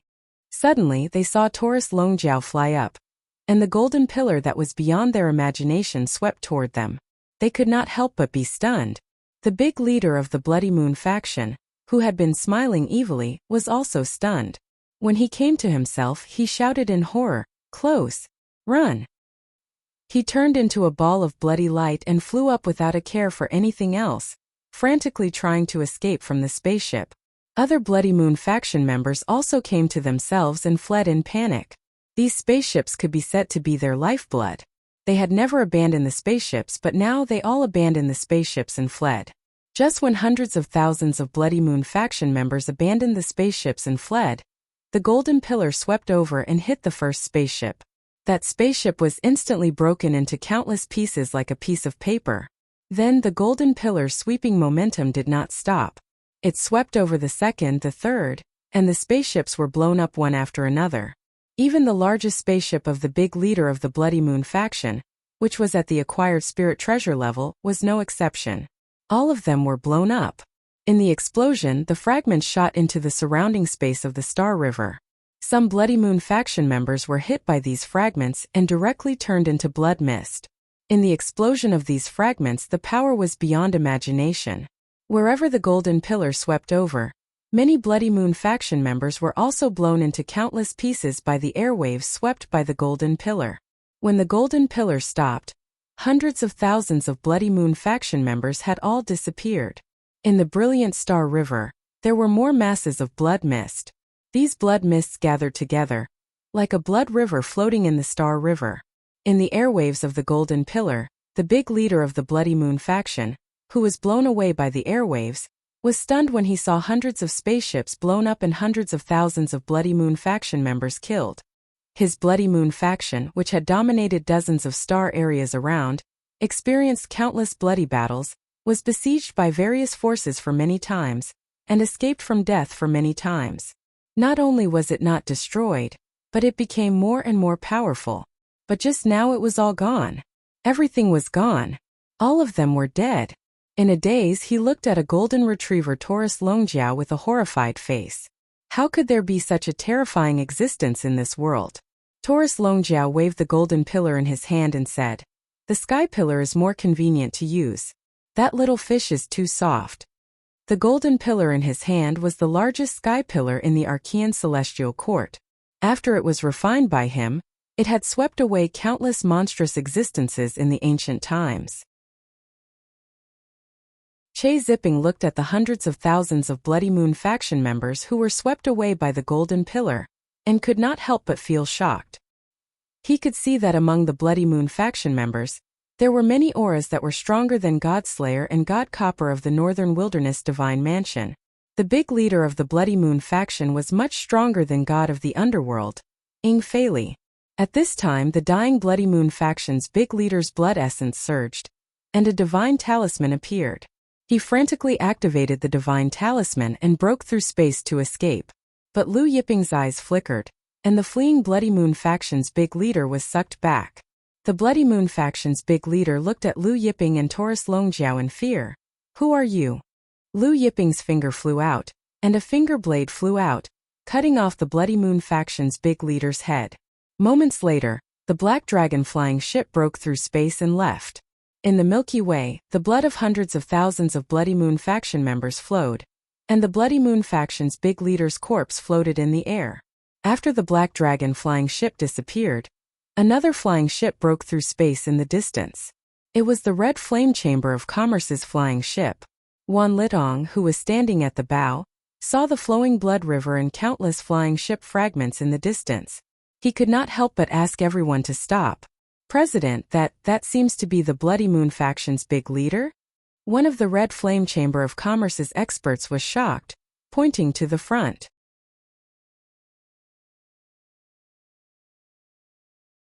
Chapter 290. Wan Litong's group followed the Scarlet Flame Chamber of Commerce's experts' gaze and looked towards a certain spot in the galaxy. There they saw a human head floating in the air. Not far from the human head was a headless corpse. When they saw the face of the human head, Wan Litong and the others widened their eyes. It seems to be Cold Blood Yu. Sun Quan, the vice president of the Red Flame Chamber of Commerce, stuttered. Cold Blood Yu was the name of the Bloody Moon faction's leader. Move the spaceship forward. Wan Litong still didn't believe it, and ordered the spaceship to move closer to the corpse. Finally, the spaceship arrived in front of the human head. Everyone saw the appearance of the human head. It's Cold Blood Yu. Wan Litong took a deep breath and said. However, his voice couldn't calm down. The leader of the Bloody Moon faction, Cold Blood Yu, was dead.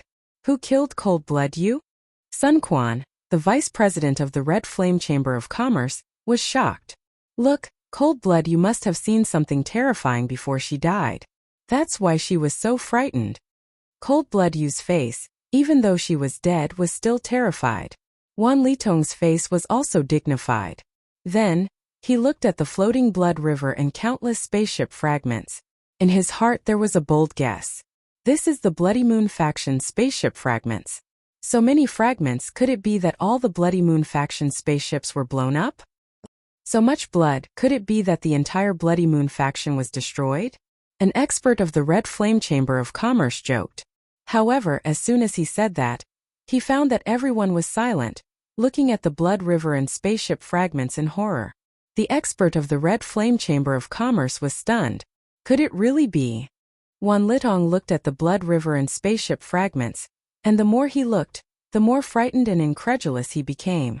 From the looks of these spaceship fragments, it seemed that they were destroyed by a single blow. A single person destroyed hundreds of Bloody Moon faction spaceships with one blow? Even Cold Blood Yu's acquired spirit treasure spaceship was destroyed? Just how much power was needed to do this? Hundreds of thousands of Bloody Moon faction members were also killed in one blow. Wan Litong felt his scalp tingling. In the surrounding star fields, many supersects and chambers of commerce had joined forces to besiege the Bloody Moon faction but failed. Even the God Mansion army had sent troops to besiege Bloody Moon faction, but they still escaped. But now, a mysterious existence had destroyed the Bloody Moon faction with one blow. President, do you think it's possible that one person destroyed the Bloody Moon faction with one blow? Sun Quan, the vice president of the Red Flame Chamber of Commerce, suddenly asked. Clearly, he and Wan Litong thought of the same thing. One person destroyed the Bloody Moon faction. That's impossible. The experts of the Scarlet Flame Chamber of Commerce couldn't believe it. Wan Litong looked ahead and said, the masters of Bloody Moon faction were killed not long ago. They should have just left. If we catch up with them, we may know who did it. The vice president of Crimson Flames, Sun Quan, was shocked. President, let's forget about it. It was too late for them to avoid such an existence. When Wan Litong saw Sun Quan's nervous look, he smiled and said, I was just saying. Sun Quan and the others breathed a sigh of relief. The Crimson Flame Chamber of Commerce's flying ship didn't linger either, continuing to fly forward. After flying for a while, Sun Quan, who was standing at the bow of the ship, suddenly said, President, that seems to be the spaceship you asked us to investigate. Wan Litong was stunned. Following Sun Quan's gaze, he saw a jet-black spaceship in front of him. A huge black dragon almost covered the entire body of the ship. Wan Litong's heart skipped a beat when he saw the black dragon. He then looked at the bow of the ship. Standing on the bow was a young man in blue, a burly golden retriever, and a scholarly middle-aged man. Wan Litong was bewildered when he saw the three of them. This spaceship seemed to be the Black Dragon spaceship from the past? Since Lu Yiping had slowed down the Black Dragon spaceship, the Scarlet Flame spaceship caught up with the Black Dragon spaceship in no time. Lu Yiping turned around to look at the Scarlet Flame spaceship. Wan Litong hesitated for a moment before asking, "May I ask, young noble, is this the Black Dragon spaceship from the past?" "That's right," Lu Yiping said nonchalantly. Wan Litong was stunned. At this time, a spaceship broke through the void in the distance. There was a special symbol on the spaceship, the symbol of the Aeon Divine Manor spaceship. Grand Commander Yan. Sun Quan greeted when he saw the person standing at the bow of the ship. This person was none other than the Grand Commander of the Aeon Divine Manor, Yan Jian. The Blood Moon faction's annihilation and Cold Blood Moon's death were big news. Thus, the Scarlet Flame Chamber of Commerce's members had reported the matter to the Aeon Divine Manor. Although this wasn't the Aeon Starfield, the Aeon Divine Manor's authority was great. The Aeon Divine Manor and the surrounding starfields were under the Aeon Divine Manor's jurisdiction. When Yan Jian arrived, he cupped his fists and greeted Wan Litong. "President Wan Litong." After exchanging a few pleasantries with Wan Litong, Yan Jian asked about the exact location of the Blood Moon faction's incident before bidding farewell to Wan Litong. When the Aeon Divine Manor spaceship left, Wan Litong realized that the Black Dragon spaceship was nowhere to be found. The Scarlet Flame Chamber of Commerce's spaceship continued to fly towards the Aeon Star Field. Standing at the bow of the ship, Wan Litong kept thinking about the Black Dragon spaceship and the blue-robed young man. "President." Sun Quan came to Wan Litong's side. He hesitated for a moment before asking, "That Black Dragon spaceship, do you think it's the same person who killed the Blood Moon faction?" Wan Litong's heart skipped a beat, and he blurted out, "What did you say?" Earlier, he had been thinking about the records of the Black Dragon spaceship, but he didn't think too much about it. "Not long after we passed by the Blood Moon faction's location, we came across the Black Dragon spaceship. It's too much of a coincidence. Moreover, we didn't see any other spaceships in this star field," Sun Quan said. Hearing Sun Quan's analysis, Wan Litong's face turned solemn. 2 days later, Lu Yiping and the rest entered the Aeon Star Field and headed towards the Boundless Plane. The Boundless Plane was the biggest plane in the Aeon Star Field. Just like the Chaos Plane in the Northern Wilderness Star Field, it was the plane with the most experts and supersects in the Aeon Star Field. The strongest experts from the lower realm were gathered there. That was also the place where the merchant associations gathered. It was convenient for Lu Yiping to gather information. Moreover, Che Peng had left behind a bloodline in the Boundless Plane. Lu Yiping wanted to know if there were any descendants of his bloodline. When Lu Yiping and the rest arrived at the Boundless Plane, it was already a day later. The three of them inquired about Ziwei City and headed towards Ziwei City. Ziwei City was an extremely ancient city in the Boundless Plane. It was extremely huge, and Ziwei City alone was like a small continent. The three of them entered Ziwei City. Che Zipping looked at the people coming and going, the endless stream of experts in the surrounding shops, and felt a little emotional. Ziwei City was the same as it was in the past, but it was so unfamiliar. Our city lord Ziwei has successfully condensed the 10 great totems. 3 days later, he will invite all the experts to a banquet. In the city, many people were discussing the city lord Ziwei's success in condensing the 10 great totems and inviting all the experts to a banquet. Based on his memory, Che Peng brought Lu Yiping and Taurus Longjiao to the mansion he had bought years ago.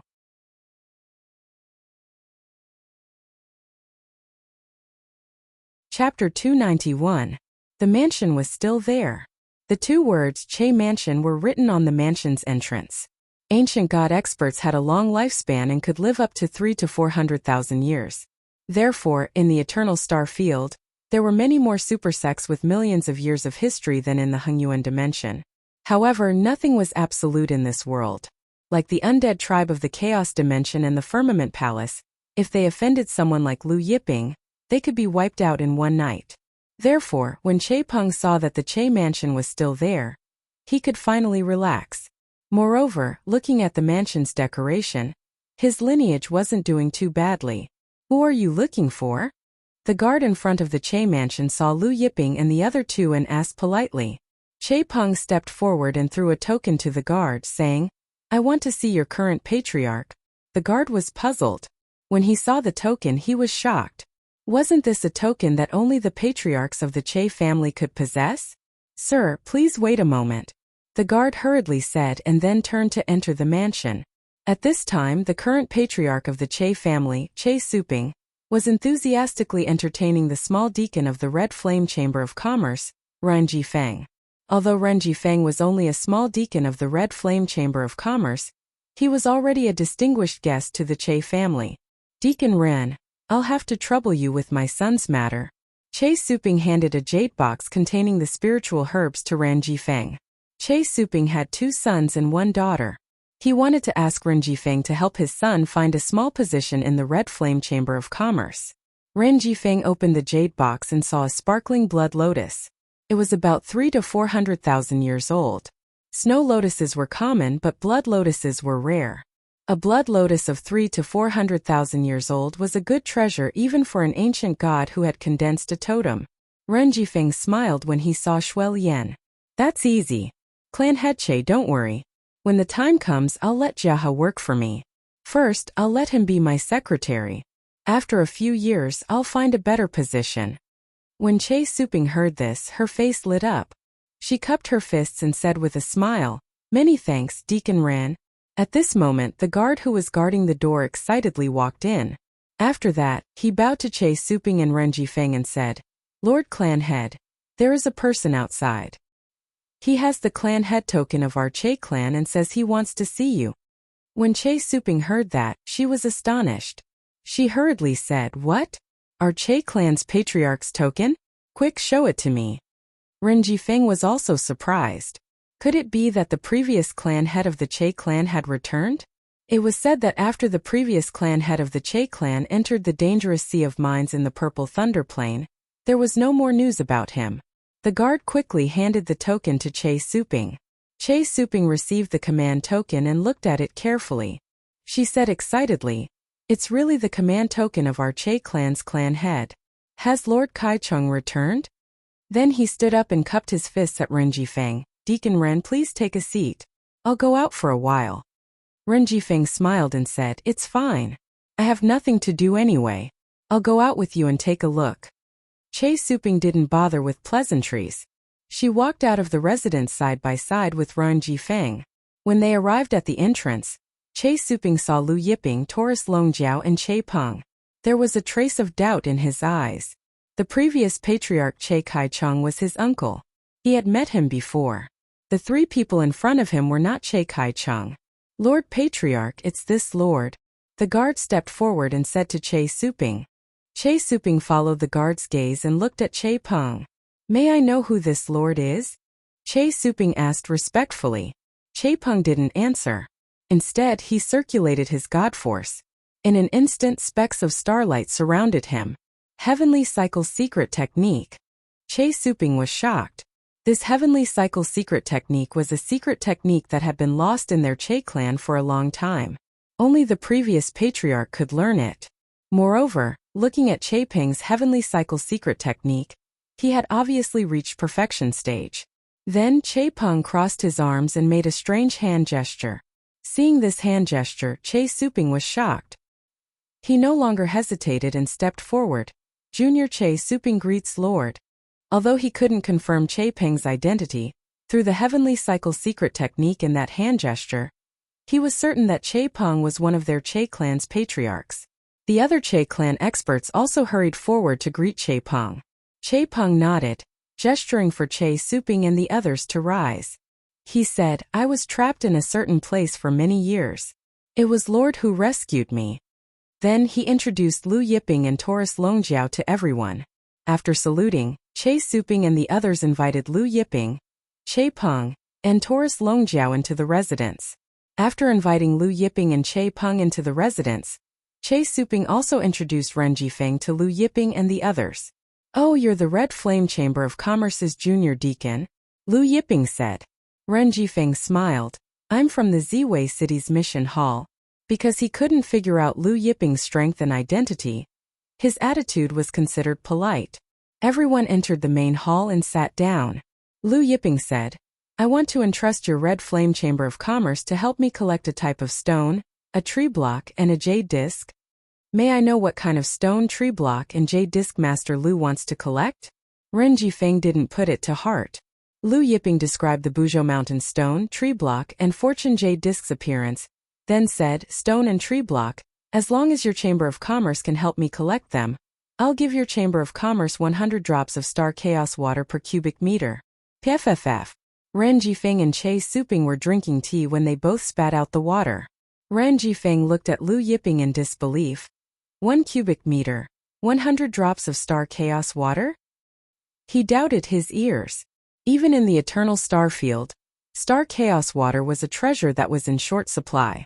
Lu Yiping said nonchalantly, That's right, 100 drops of star chaos water. He then took out a bucket of star chaos water and placed it on the ground. If you can help me find that kind of jade disc, I'll give you 10 buckets of star chaos water per jade disc. Previously, Lu Yiping had given Old Jiang and Zhou Can 2 buckets. Now it was 10 buckets, a 5 times increase. In any case, this star chaos water was useless to him, and he didn't want to waste space in the cauldron. 10 buckets of star chaos water. Ren Jifeng stared at the big bucket of star chaos water in a daze. As a small attendant of the Red Flame Chamber of Commerce, this was his first time seeing so much star chaos water. As for Che Suping, it was needless to say. Although the Che family ran several small shops and had some wealth, it was only a little wealth. He had never seen a bucket used to store star chaos water. That's right, 10 buckets of star chaos water, Lu Yiping said, then took out 9 buckets of star chaos water and placed them in front of Ren Jifeng. Ren Jifeng's breathing was rapid, and his nostrils seemed to be equipped with super fans, puffing and puffing. The teacup in Che Suping's hand was shaking, and she didn't even know that the tea had spilled out.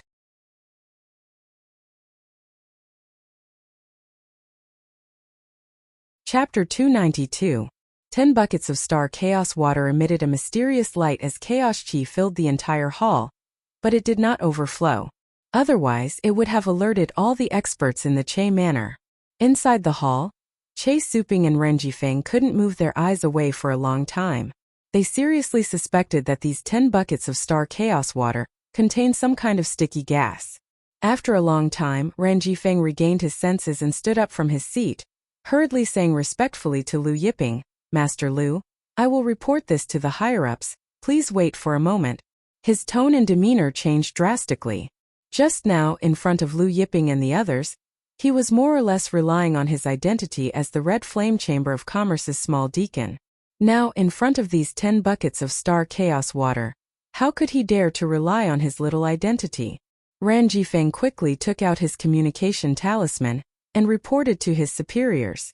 The highest level he could contact was their Ziwei City's Mission Hall's Grand Deacon. Ziwei City's Mission Hall's Grand Deacon was playing a kissing game with his maids when he received Ren Jifeng's communication talisman. He was shocked and didn't dare to delay, quickly reporting to his superiors. Above him was Ziwei City's Mission Hall's Deputy Hall Master. Hence, the Deputy Hall Master reported to the Hall Master, and the Hall Master reported to the Red Flame Chamber of Commerce's Ziwei City Branch President. However, the amount of star chaos water Lu Yiping was involved in was too large, hence, the Red Flame Chamber of Commerce's Ziwei City Branch President hurriedly reported to his superiors. After more than a dozen reports, it finally reached the Red Flame Chamber of Commerce's Vice President Sun Quan. Sun Quan was discussing the income of the various branches in the limitless world with Wan Litong, when he suddenly received a report from his subordinate. He was dumbfounded. 10 buckets of star chaos water. About 300,000 drops per bucket. Wan Litong was puzzled when he saw Sun Quan's dumbfounded expression, and mentioned 10 buckets of star chaos water with 300,000 drops per bucket. Sun Quan quickly passed his communication talisman to Wan Litong. Wan Litong was shocked after reading the report. Is this accurate? It should be true, Sun Quan said. If this matter was not true, his subordinates wouldn't dare to report to him. Ziwei City. Wan Lidong suddenly stood up. You contact the Ziwei City branch president. Tell him that I will go there personally and will be there tomorrow. Then let him ask the guest and let him decide on the location. Sun Quan was stunned and said, President, I'll go. Wan Lidong waved his hand and said, This matter concerns millions of drops of stellar chaos water. I want to negotiate with the other party personally. Come with me. Sun Quan nodded. He was also curious about the person who could take out 10 buckets of star chaos water. In the main hall of the Che Manor, Ren Jifeng received a reply from his superiors. He was stunned for a long time. The president and the vice president were coming over personally tomorrow, and the location of the meeting was decided by Master Lu? To him, a small deacon in Ziwei City, the guild master of their branch was like the heavens. He couldn't even meet the guild master even if he wanted to. As for the main guild master and vice guild master of the Scarlet Flame Chamber of Commerce, they were beyond his imagination. What did your superiors say? Lu Yiping asked indifferently. Ren Jifeng, who was in a daze, was jolted awake. He swallowed hard and said, Young Master Lu, our Scarlet Flame Chamber of Commerce's president and vice president will personally come to discuss this business with young Master Lu. They will arrive at Ziwei City tomorrow.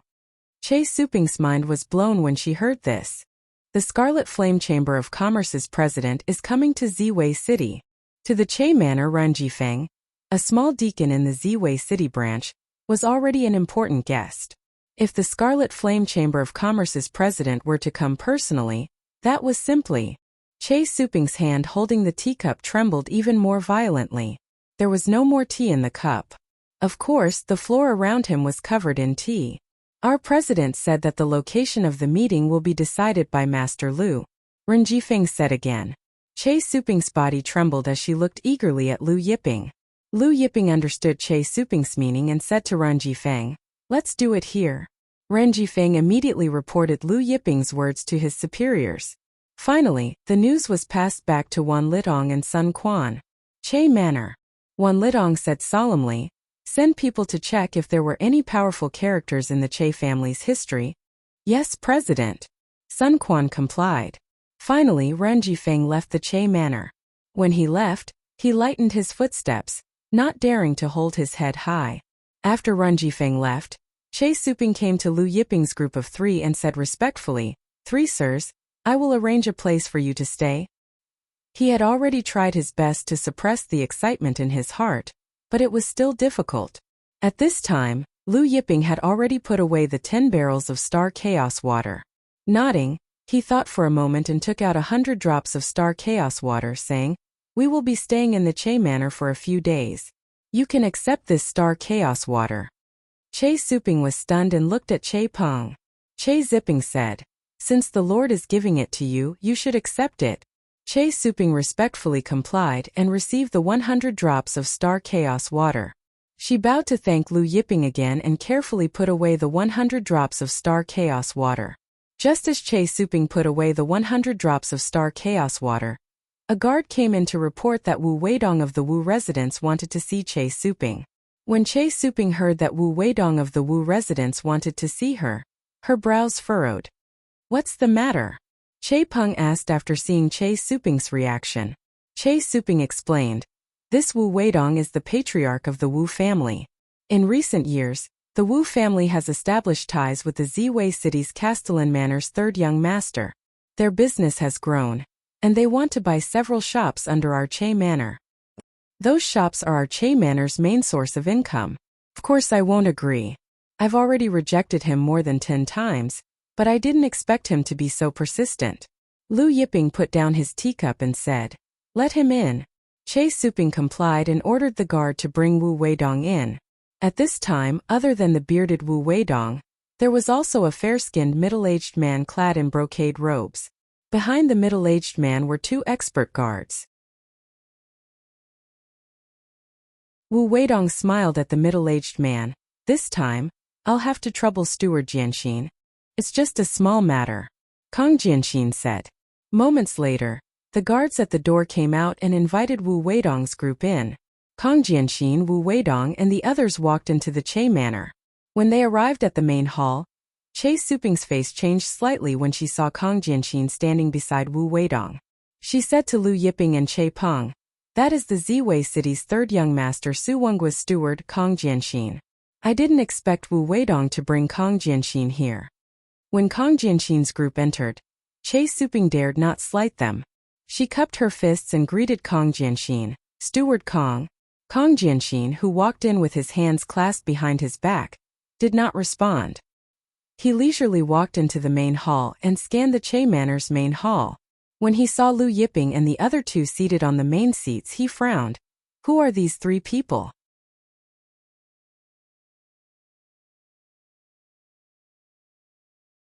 Chapter 293. Kong Jianxin's tone was filled with dissatisfaction. Che Suping hurriedly explained, These three lords are my Che family's elders. They just returned from outside. Kong Jianxin was puzzled. Che family's elders? Then he walked over to the seat opposite Lu Yiping and sat down, saying, Che Suping, Wu Weidong and I came here today mainly to talk to you about your Che family's 6 shops. Che Suping shook her head. Steward Kong. Those 6 shops are my Che family's main source of income. We won't sell them.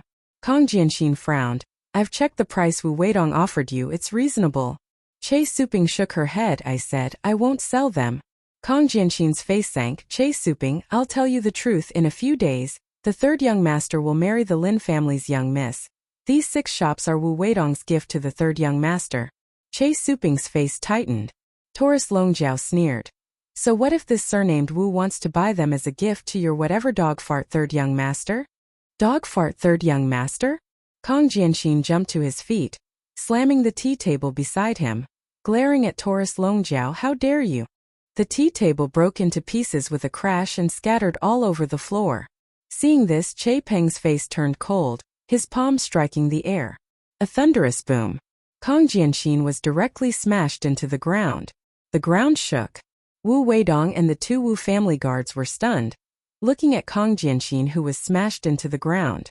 Everything happened so suddenly that Wu Weidong and the other 2 could not react in time. You guys.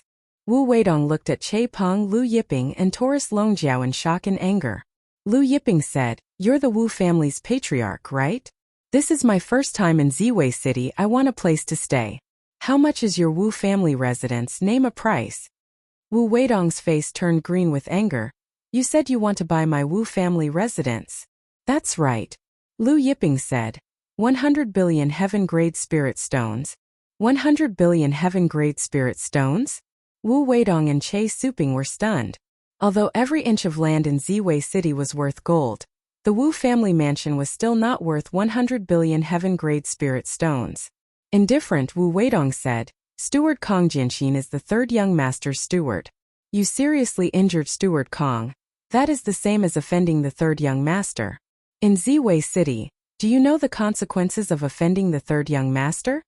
Taurus Longjiao chuckled and said, We just came to Ziwei City. We really don't know what will happen if we offend this bullshit third young master. Why don't you tell us what will happen? Wu Weidong heard Taurus Longjiao's teasing tone. Indifferent, he said. You will find out soon enough. Then, he and the 2 Wu family bodyguards lifted the dying Kong Jianxin and left the Che mansion. When Taurus Longjiao was about to make a move, Lu Yiping said indifferently, Forget it. Then he asked Che Suping, Is this Ziwei City's city lord from the Su family? Che Suping quickly replied, Yes, Ziwei City's city lord Su Qing is a core disciple of the Su family. Su family. Lu Yiping's eyes were deep. The Eternal Starfield had gathered almost all the strongest families and sects in the lower realm. The 100 strongest families in the Eternal Starfield were collectively known as the Eternal 100 Families. The Su family was one of the 100 families. The 100 strongest sects in the Eternal Starfield were collectively known as the 100 sects. There was also a list of experts in the Eternal Starfield that included the 10,000 strongest experts in the Eternal Starfield. This list was similar to the Northern Wilderness Divine List, but it was not called the Eternal God List. It was called the Sovereign List. The Sovereign List was the sovereign of heaven and earth. They were the sovereigns of the lower realm. Every expert on the Sovereign List was in existence that could intimidate countless starfields. A stomp of their feet was enough to make a starfield pale. The Su family's core disciple, Taurus Longjiao said, That means he is the descendant of that brat Su Jirong. Su Jirong? Che Suping could not figure out who Taurus Longjiao was referring to. After that, Che Suping arranged a place for Lu Yiping and the other two to stay. At the same time, she warned the Che family's disciples and experts not to disturb Lu Yiping and the other two. After Che Suping left, Lu Yiping suddenly said, "In this life, the mandate of heaven is about to appear. Every few years the mandate of heaven and earth would be born. The mandate of heaven and earth was similar to the laws of heaven and earth. The ancient gods of the 10 great totems and above could fuse with the mandate of heaven and become an existence that surpassed the ancient gods. However, the number of mandates of heaven that were born each time was not many. Normally only a few would be born. However, in this world there were so many ancient gods of the 10 great totems. How could a few mandates of heaven be enough? Thus, the moment the heaven's will was born, all the experts and powers would crazily fight for it. A few super sects with ancient heritages could be annihilated in order to compete for the heaven's will." Che Peng said respectfully, "Yes, my lord. The mandate of heaven is about to appear. At most it will take 10 years. Any ancient god of the 10 great totems and above could predict the approximate time of the mandate of heaven's birth. 10 years. Lu Yiping said. "In these few years prepare well." Che Ziping understood Lu Yiping's meaning and bowed. "Thank you, my lord." Although he had condensed the 12 totems, without Lu Yiping's help, the chances of him obtaining a mandate of heaven were slim. Of course, with Lu Yiping and Taurus Longjiao around, things would be different. Lu Yiping nodded. Although he used the Tree of Life to restore Che Peng's vitality and blood, the lifespan of an ancient god was not long. If Che Peng could fuse with the mandate of heaven, his lifespan would increase greatly. Che Peng bowed and retreated. Lu Yiping and Taurus Longjiao sat cross-legged under the Tree of Life and began to cultivate. While Lu Yiping and Che Ziping were cultivating, Wu Weidong brought the dying Kong Jianxin back to Su Wengua's residence. Su Wengua looked at Kong Jianxin, who was almost flattened, being carried back, and his face turned cold. When he found out that it was the Che family who did it, he couldn't help but be surprised. "The Che family?" Su Wengua said. "Is it Che Suping?" Kong Jianxin was his housekeeper and his strength was not ordinary. In the Che family, only Che Suping could hurt his housekeeper Kong Jianxin. Wu Weidong quickly said, "It's not Che Suping." He then told him about Lu Yiping and the other two, the elders of the Che family who just returned. Su Wengua pondered and said, "I know about this matter. You can go back first." Wu Weidong didn't dare to say anything. He bowed respectfully and retreated. At this time a black shadow appeared behind Su Wengua, asking, "Young lord, do you want me to make a move?" Su Wengua shook his head.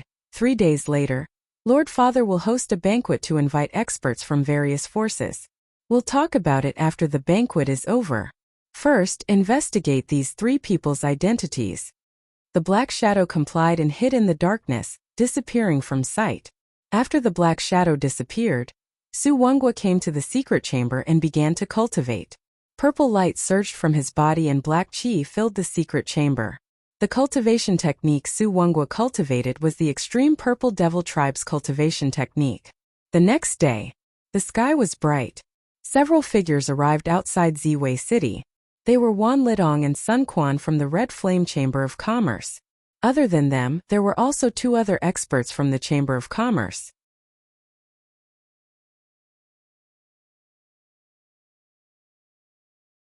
Chapter 294. As soon as Wan Lidong, Sun Quan, and the other 2 arrived, the Ziwei City branch president Lu Shangyi hurried out to greet them. Because Wan Lidong did not want to alert the Ziwei City's forces, he only sent Lu Shangyi out to greet them. "Greetings, Lord President, Lord Vice President." Lu Shangyi stood in front of Wan Lidong and Sun Quan respectfully. His palms were sweaty from excitement. Although he was the Ziwei City branch president, the chances of meeting Wan Lidong and Sun Quan were few and far between. Usually, he only had the chance to meet Wan Lidong and Sun Quan when the headquarters summoned all the branches to report. Even so, he stood far away from them, unlike now where he could meet Wan Lidong and Sun Quan up close. Wan Lidong and Sun Quan nodded slightly at Lu Shangyi. "Don't be nervous." Seeing Lu Shangyi's nervous expression, Wan Lidong said, "Lead us to the Che Manor." "Yes, Lord President." Lu Shangyi replied respectfully. then led Wan Litong, Sun Quan and Sun Quan into the Ziwei city. After the 5 of them entered the Ziwei city, they headed straight to the Che Manor. Soon they arrived at the Che Manor's main entrance. Normally, people like Lu Shangyi, even the Ziwei city castellan Su Qing would have to be courteous when meeting him. But now that they were standing in front of the Che Manor's main entrance, Lu Shangyi dared not act rashly. Stepping forward, Lu Shangyi politely explained his, Wan Litong, and Sun Quan's identities to the Che Manor's guards and had them enter to report. Hearing that, the Che Manor's guards rushed into the Che Manor's main hall. Lu Shangyi, Wan Litong, and Sun Quan waited patiently outside the Che Manor. While Lu Shangyi, Wan Litong, and Sun Quan were waiting outside the Che Manor, the Ziwei City Castellan Manor's Grand Commander Du Heng passed by and was stunned when he saw Lu Shangyi. As the Red Flame Chamber of Commerce's Ziwei City branch president, Lu Shangyi was one of the few top existences in the Ziwei City. As the Grand Commander of the Ziwei City Castellan Manor, he naturally recognized Lu Shangyi. Seeing Lu Shangyi, the Red Flame Chamber of Commerce's Ziwei City branch president, standing behind an old man with his head lowered respectfully, Du was astounded. Who was this old man? Who could make Lu Shangyi so respectfully stand behind him? Not to mention, who were they waiting for? He looked at the mansion and couldn't help but be puzzled. Che Mansion? This Che family was only a very ordinary first-rate power in Ziwei City. What did Lu Shangyi and the others come to Che Manor for? Surprised and curious, he couldn't help but pause. At this moment, he saw Che Suping hurriedly walk out of the residence. Greetings to Lord Wan Li, Lord Sun, and Lord Lu. When Che Suping received the report, she rushed out of the main door, respectfully saluting Lu Shangyi, Wan Litong, Sun Quan and the rest. Lu Shangyi frowned when he saw that only Che Suping had come out. Where are the 3 elders of the Che family? Their president and vice president had come in person, but only Che Suping had come out. This made him unhappy. Wan Litong, Sun Quan also frowned. With their status, even if they arrived at the major plains, the masters of the major plains would have to come out to greet them. Like Ziwei City's City Lord Su Qing, if he knew that Yang Kai was coming to Ziwei City, he would most likely come out to greet him. It's fine. Wan Litong suppressed the unhappiness in his heart, waving his hand as he spoke. He then turned to Che Suping and said, "Let's go inside." Yes, yes. Che Suping hurriedly said, "President Wan, please." She then quickly led Wan Litong and the others into the Che Manor.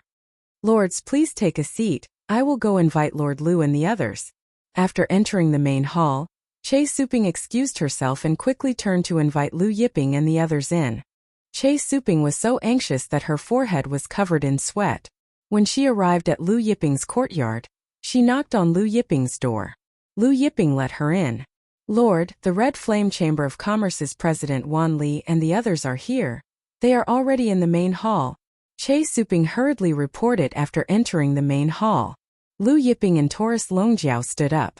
Che Peng looked at Che Suping, who was sweating profusely, and said, "Even if the sky collapses, there's still Lord to hold it up. Why are you so anxious?" Che Suping's heart shuddered, but she complied. Lu Yiping, Taurus Longjiao, Che Peng, and the others walked into the main hall. Wan Litong and Sun Quan, who were sitting leisurely in the main hall, suddenly saw Che Suping leading Lu Yiping and Taurus Longjiao into the main hall. When they saw Lu Yiping and Taurus Longjiao's faces, both of them jumped in fright. Wan Litong and Sun Quan's hearts skipped a beat. "It's them. Aren't these the 3 people from the Black Dragon flying ship?" Wan Litong and Sun Quan stood up involuntarily. Lu Shangyi and the other 2 also stood up. "So, it's young noble." Wan Litong cupped his fists and smiled. "We meet again." Lu Shangyi, Che Suping, and the others were stunned. Lu Yiping nodded with a faint smile. "You're the Red Flame Chamber of Commerce's president, Wan Litong?" Hearing Lu Yiping call him by his real name, Wan Litong didn't mind. He smiled and said, "It is this old man." Everyone sat back down. After exchanging a few pleasantries, they entered the main topic of the transaction. "I heard from little Deacon Ren Jifeng that Master Lu wants to collect a kind of tree block and stone," Wan Litong asked. Lu Yiping confirmed, "That's right." Then, using his finger as a brush, Huang Xiaolong drew a line in the air. In the air above the main hall, the building tree block and Buzhou mountain stone appeared. The building tree block and Buzhou mountain stone that Lu Yiping drew glowed brightly, turning into real objects and falling to the ground. Wan Litong, Sun Quan, and the others were inwardly shocked when they saw Lu Yiping's skill. Lu Yiping had only drawn a line in the air, but he had drawn two different objects, a tree block and a rock. Furthermore, he had made the two objects instantly turn from illusion to reality. This Tao of painting had reached an astonishing level. Lu Yiping said, according to our agreement, as long as your Chamber of Commerce helps me collect these two objects, I'll give you 100 drops of star chaos water per cubic meter. Then Huang Xiaolong drew the fortune jade disc.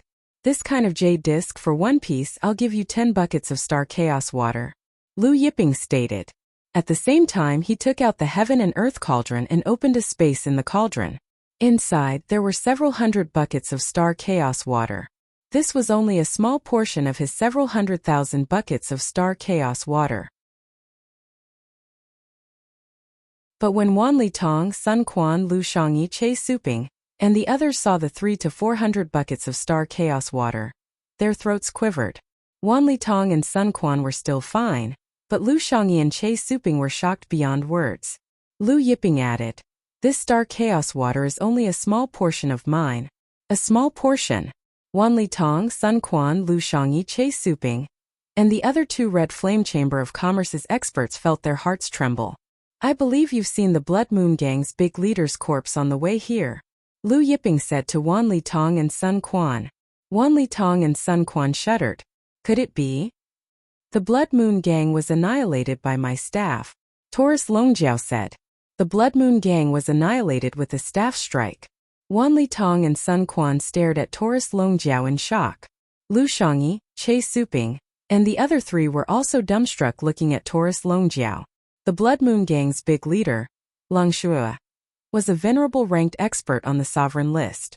The news of the Blood Moon Gang's annihilation had spread to the Eternal Star Field. Even Lu Shangyi had heard of it. Originally, he wanted to hire workers to throw away the old furniture, but the other party wanted 400, so he couldn't bear to part with it. Therefore, he would have to slowly dismantle the old furniture and throw it away bit by bit in the next few days. When the time comes, he would have to buy new furniture.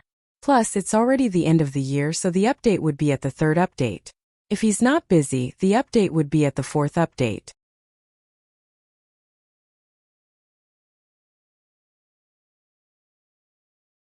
Chapter 295.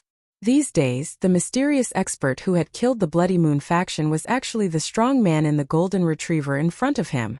Furthermore, the other party had said that he had killed it with a single strike. How horrible the stick was to be able to kill hundreds of thousands of Bloody Moon faction members.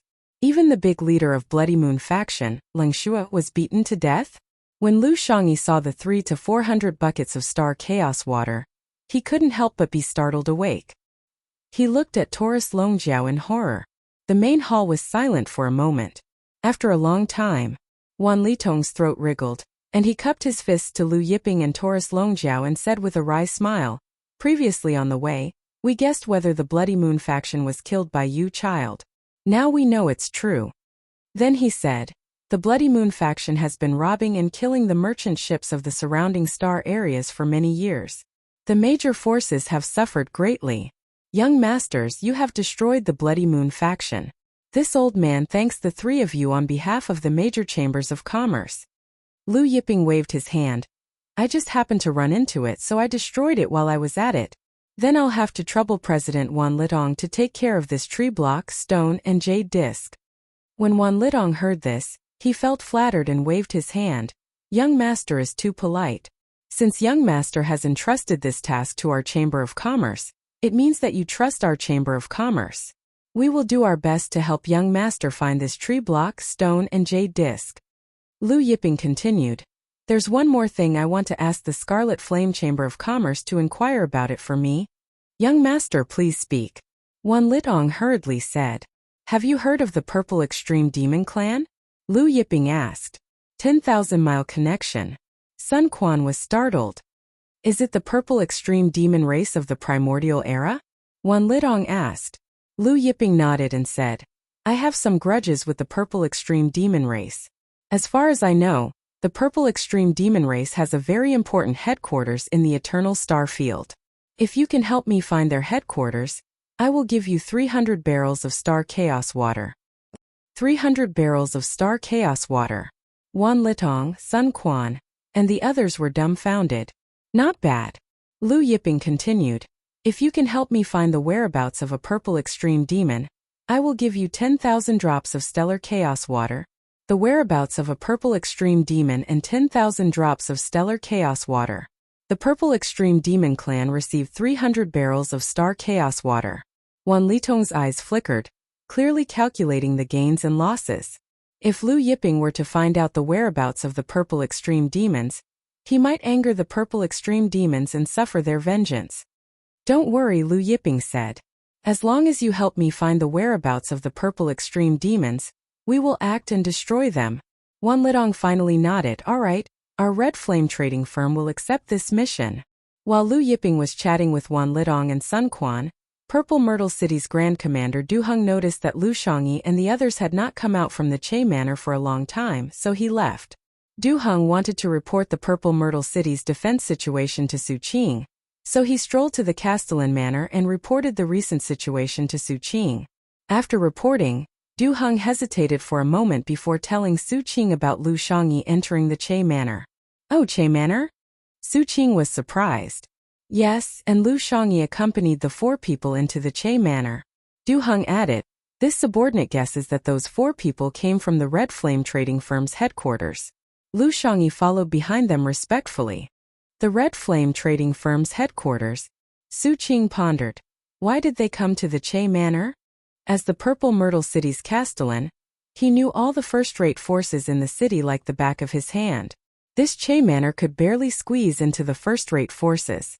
Che Suping was just an ordinary 4-totem Ancient God Realm expert, and the Che family only had a few Ancient God Realm experts. It was impossible for a force like the Che family to have any interaction with the Red Flame trading firm's headquarters. Su Qing pondered for a moment, then said, I'll hold a banquet 2 days later. Add the Che family's name to the guest list. Send someone to deliver the invitation to Che Suping. Originally, when he held a banquet, the Che family's name was not on the guest list. Yes, Castellan. Du Heng replied respectfully. In the Che Manor, after the deal was concluded, Lu Yiping used the Myriad Ages wine to entertain Wan Litong, Sun Quan, and the others.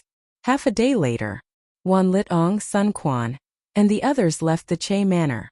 Walking out from the Che Manor, Wan Litong, Sun Quan, and the others felt like they were in a dream. After leaving the Che Manor, Wan Litong suddenly said to Lu Shangyi, in the future, whatever Lord Lu orders you to do, you have to personally report to me, understand? Lu Shangyi was stunned for a second, but he reacted quickly and respectfully complied. At the same time, he was overjoyed. In the past, when did he have the chance to directly report to Wan Litong? It seemed like his promotion was imminent. Do your job well, Wan Litong said, especially Lord Lu's matters. Lu Shangyi bowed deeply. Rest assured, President. Under Lu Shangyi's respectful escort, Wan Litong, Sun Quan, and the others left the Purple Myrtle City. Only after Wan Litong and the others left did Lu Shangyi return to the Purple Myrtle City. Back at the Purple Myrtle City branch, Lu Shangyi summoned the Mission Hall's junior deacon Ren Jifeng, asking, I heard you have some friendship with Patriarch Che. Ren Jifeng was a little apprehensive, saying, Yes, President. Yesterday, Che Suping wanted me to find a job for his youngest son, Che Xiaoning, in our Scarlet Flame Chamber of Commerce. I was thinking of letting Che Xiaoning train under me for a few years. Lu Shangyi thought for a moment, then said, Let Che Xiaoning come to my side. I'm short of people. Go see Patriarch Che in a moment. Ask him if he's willing. Ren Jifeng was dumbfounded. Their president wanted to personally guide Che Xiaoning? Moreover, he wanted him to ask Patriarch Che if he was willing? Their president was asking for Patriarch Che's opinion? Ren Jifeng thought of the 3 Che family elders. At this time, Lu Shangyi spoke again. Jifeng, have you considered moving up a rank? Then he added, Your Mission Hall's senior deacon seems to have been transferred to another branch, right? Ren Jifeng was pleasantly surprised. Their president wanted to promote him? Lu Shangyi said, Do your job well, especially the Che family's matters. In the future, if Patriarch Che asks you to do something, you must personally report to me, understand? Lu Shangyi's tone was exactly the same as Wan Litong's tone. Ren Jifeng nodded excitedly, bowing deeply. Rest assured, President. A moment later, Ren Jifeng left Lu Shangyi's place and quickly walked towards the Che Manor. Just as Ren Jifeng was walking towards the Che Manor, Che Suping was holding the wedding invitation from the city lord's mansion. The invitation was personally delivered by a small team leader from the city lord's mansion. When he received the city lord's mansion's invitation, he couldn't believe it, wondering if the other party had sent the wrong invitation. How many years has it been in the Che Manor? No patriarch has ever stepped into the Z Myrtle City's city lord's mansion's doorstep. He thought for a moment and came to Che Ziping's palace, reporting to Che Ziping about the city lord's mansion's invitation. Since Su Qing invited you, go, don't worry, Che Ziping said.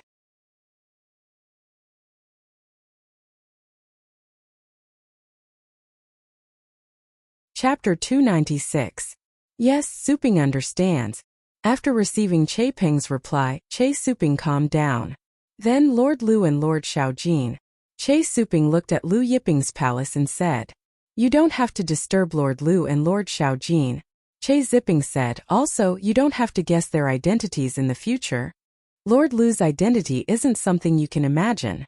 Che Suping's heart trembled and she hurriedly responded respectfully. Lu Yiping sat cross-legged under the founding tree. Around him were the 100 heavenly steels he obtained. He had been comprehending the immemorial heavenly court's heavenly steels with the help of the founding tree. The heavenly steels even recorded many things from the desolate era. 1 million years ago was the ancient era. 10 million years ago was the ancient era. 100 million years ago was the immemorial era. The desolate era could be traced back to 1 billion years ago, or even further. Now, it was almost impossible to find any records related to the desolate era. Therefore, the heavenly steel's records related to the desolate era were very precious. Lu Yiping even found records related to Mount Buzhou in the 100 heavenly steels. Unfortunately, there weren't many records related to Mount Buzhou. Therefore, he didn't know the reason why Mount Buzhou collapsed. After comprehending the heavenly steels for a while, Lu Yiping stopped. He put away the heavenly steels and left the courtyard with Taurus Longjiao. Although he had entrusted the Scarlet Flame Merchant Guild to help him find the founding tree, Mount Buzhou Stone, and Fortune Jade Disc, he couldn't place all his hopes on the Scarlet Flame Merchant Guild. Therefore, when he was free, he wanted to come out and see if he could sense the tree, stone, and jade disc. When he passed by the main hall, Che Suping was happily receiving Ren Jifeng. Ren Jifeng was here to pass on Lu Shangyi's message to Che Suping. He said that Lu Shangyi wanted to arrange for Che Xiaoning to work for him, and asked for Che Suping's opinion. President Lu is too polite. Che Suping said excitedly. How could she be unwilling to accept such a good thing? She said to Ren Jifeng, Deacon Ren, I'll listen to President Lu's arrangements. Ren Jifeng smiled and said, Brother Suping, I'll go back and report to the president. Che Suping was just about to speak when she saw Lu Yiping and Taurus Longjiao pass by the main hall. She hurriedly stepped forward and bowed. Lord Lu, Lord Shaojin.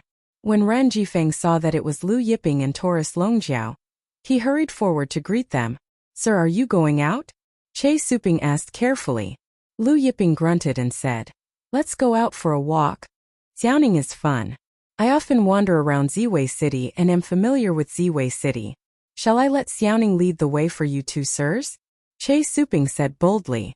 Lu Yiping thought about it and said, That's fine. Che Suping was delighted. She then called her youngest son Che Xiaoning. Che Suping was afraid that her son would be rude in front of Lu Yiping and Taurus Longjiao. Before leaving the residence, she sternly instructed her son to be respectful to Lu Yiping and Taurus Longjiao. Father, don't worry. I guarantee that I will be more respectful to the two sirs than to old ancestor Ani. Che Xiaoning promised. Che Ani was one of Che Suping's uncles and one of the ancient gods of Che family. Che Suping was relieved. Che Xiaoning accompanied Lu Yiping and Taurus Longjiao out of the residence. He followed behind Lu Yiping and Taurus Longjiao. He was very respectful and did not dare to take half a step forward. Tomorrow is the day of the City Lord's banquet. I heard that Miss Su Shaoling has returned from Black White Deity Palace. Not only has Miss Su Xiaoling returned, Black-White Deity Palace's goddess Su Tong will also follow Miss Su Xiaoling to Ziwei City. What? Goddess Su Tong? As the day of Ziwei City's city lord Su Qing's banquet approached, everyone in the city was talking about the banquet. Su Qing's daughter Su Xiaoling was also mentioned. Su Xiaoling's talent was very good. She had entered the Black-White Deity Palace at a young age, and was accepted as a personal disciple by the Black-White Deity Palace Master. The Black-White Deity Palace was one of the 100 sects in the Eternal Star Field, and one of the strongest sects in the Boundless World. There were billions of families in the Boundless World, but the Black-White Deity Palace only accepted 100 disciples every 100 years. How difficult was it to enter the Black-White Deity Palace? However, not only did Su Xiaoling successfully enter the Black-White Deity Palace, but she also became the Black-White Deity Palace Master's personal disciple. Therefore, when Su Xiaoling became the disciple of the Black-White Deity Palace Master, it caused a sensation in Ziwei City, and the mainland where Ziwei City was located. However, compared to Su Xiaoling, Su Tong's fame was even greater. Not only was she the Black-White Deity Palace Master's eldest disciple, but she was also the Black-White Deity Palace Master's #1 disciple of this generation. Moreover, she was one of the most outstanding disciples of this generation in the Boundless World. Knowing that Su Tong was coming to Ziwei City, all the disciples and experts of Ziwei City were in heated discussions. Goddess Su Tong is coming to Ziwei City. Che Xiaoning, who was following behind Lu Yiping and Taurus Longjiao, also became excited when she heard the news. Is this goddess Su Tong very famous? Taurus Longjiao asked casually. Che Xiaoning was surprised that Taurus Longjiao didn't know about goddess Su Tong. Lord Xiaojin doesn't know about goddess Su Tong? Goddess Su Tong is one of the most famous goddesses in the Boundless World. Goddess Su Tong is extremely famous. In the entire Boundless World, there is no one who doesn't know about goddess Su Tong. Although goddess Su Tong is the disciple of the Black-White Deity Palace Master, her cultivation is not weaker than many famous experts of the older generation. I heard that she has already condensed the 10 great totems a few years ago. Moreover, they are not ordinary totems. Each of them has reached a height of 130 miles. Lu Yiping was surprised. 130 miles? A 130-mile totem was indeed considered an anomaly among the monstrous geniuses. One had to know that even Che Peng's totem was only 120 miles. The bigger the totem, the stronger the combat power. At that time it would be even stronger after integrating with the mandate of heaven. Of course, when one was an ancient god, the more totems they condensed, the stronger they would be after integrating with the mandate of heaven. That's right, a 130-mile totem, Che Xiaoning said with admiration. Goddess Su Tong is the goddess that all the young disciples in the Boundless World adore. Taurus Longjiao laughed. Is she also your goddess? Che Xiaoning scratched her head in embarrassment. While Lu Yiping and the others were strolling, they suddenly heard a commotion in the crowd in front of them. Miss Su Xiaoling is back. At the end of the street ahead, several figures riding on silver dragons were heading towards them. Silver dragons, like golden dragons, were the kings of the dragon clan and were very rare. That's goddess Su Tong? Che Xiaoning was excited. Among the 6 disciples of the Black-White Deity Palace, there were 3 men and 3 women. The leader was a stunning beauty in a white dress. Her skin was as white as snow, and her eyes were as clear as water. As she looked around, her beauty and elegance made one's heart flutter. Su Xiaoling, who was following behind Su Tong, laughed. Those male disciples are almost drooling when they see eldest senior sister. Another male disciple of the Black-White Deity Palace, Peng Bo, laughed. These male disciples are just toads lusting after a swan's meat. They should think about their own identities and our eldest senior sister's identity.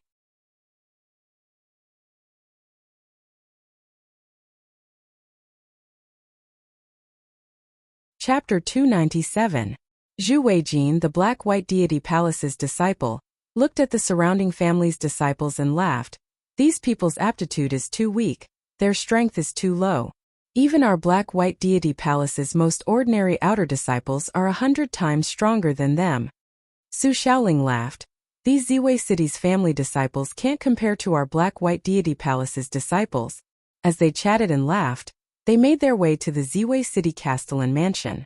At this time the ground shook, and in the distance, a large group of experts riding on beast mounts arrived. It was the Ziwei City Castellan mansion's experts. Leading them was Ziwei City's Castellan Su Qing. Other than Su Qing, there was also Su Qing's son, Su Wenggua, and Grand Commander Du Heng.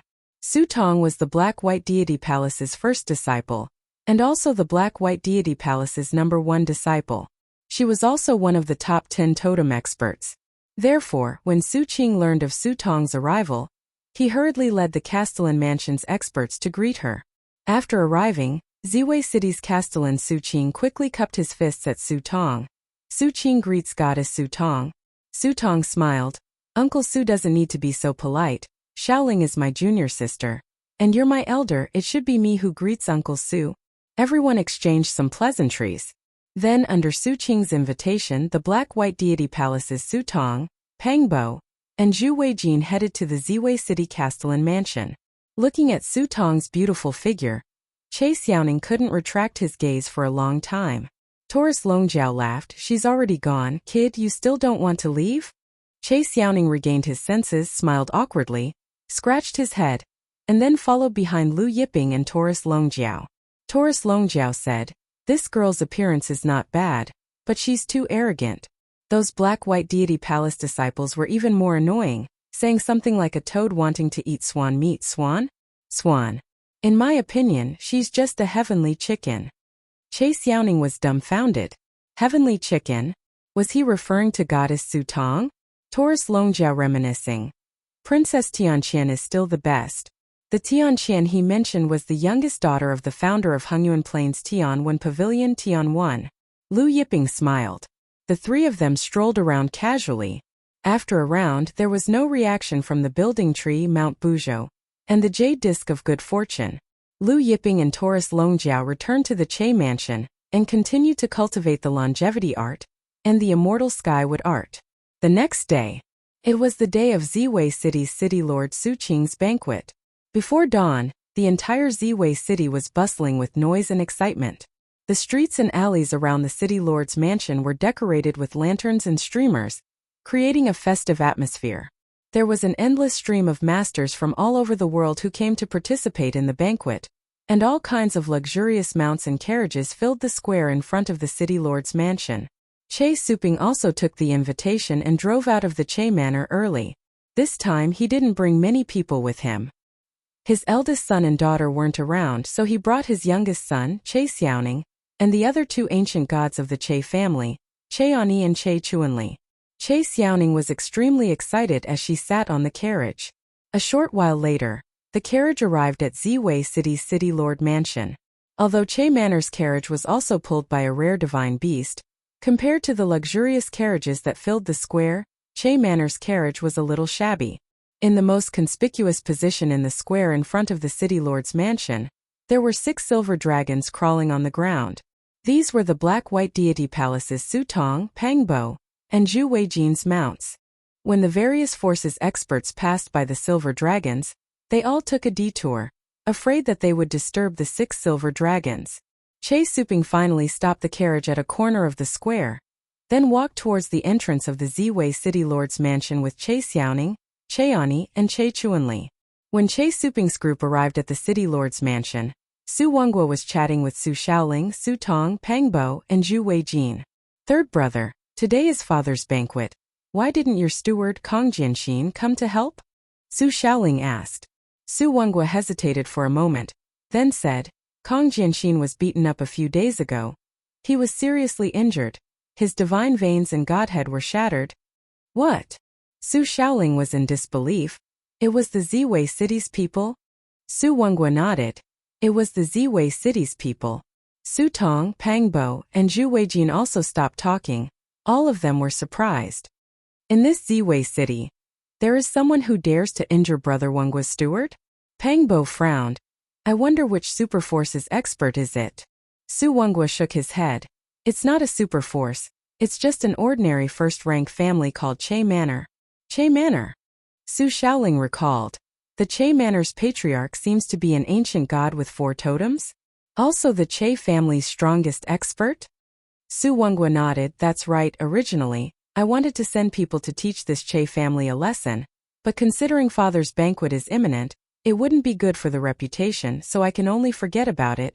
Pang Bo snorted. A small first-rank family in the Ziwei city dares to make a move against your Su family's people. They must be punished severely. Otherwise, when the wind blows, everyone will do the same thing and chaos will ensue. At that time, who would be afraid of your Su family? At this time, outside the city lord's mansion's entrance, a steward at the reception shouted, Ziwei City's Che family's patriarch has arrived. Su Wenghua, Su Shaoling, and the rest were stunned. Che family? Su Shaoling was puzzled. Father invited this Che Suping? Seriously injuring the Su family's people. Yet he still dares to attend the banquet. Indifferent, Pang Bo said. This Che Suping doesn't put Brother Wenghua in his eyes at all. Zhu Weijin snorted. I also think this person should be punished severely. Since he broke Brother Wenghua's godhead and meridians, then we should also break his godhead and meridians. Su Wenghua shook his head. Today is father's banquet, and he was invited by father, forget it. Pang Bo said, he's just an ordinary first-rank family. Even if Uncle Su invited him, he's probably a dispensable person, an insignificant character. Brother Wenghua, since it's inconvenient for you to make a move, I'll make a move for you. Pang Bo stood up and walked outside. Zhu Weijin also stood up and followed behind Pang Bo. Su Tong opened her mouth, but didn't say anything in the end. At this time, inside the Castellan Manor's inner hall, Su Qing was accompanying several important guests, including the Red Flame Chamber of Commerce's Ziwei branch's president Lu Shangyi, as well as several Superforce's ancestors. All of them were experts of the 10 great totem clans. Lu Shangyi laughed. Even the Black-White Deity Palace's goddess Su Tong came to attend City Lord Su's banquet. City Lord Su is very fortunate. How could we have such an honor? Su Qing waved his hand and laughed. President Lu, don't tease me. I'll introduce goddess Su Tong to you later. While they were chatting happily, Che Suping, Che Shaoling, and the other two entered the Castellan Manor. They went to the reception area and handed over the gifts. Just as they were about to enter the banquet area, they saw Pang Bo and Zhu Weijin walking over, followed by Su Wenghua, Su Shaoling, and the rest. Pang Bo and Zhu Weijin were the Black-White Deity Palace's palace master's personal disciples. Their every action was closely watched by the various forces experts. Everyone was surprised when they saw Pang Bo and Zhu Weijin walking over to Che Suping's group.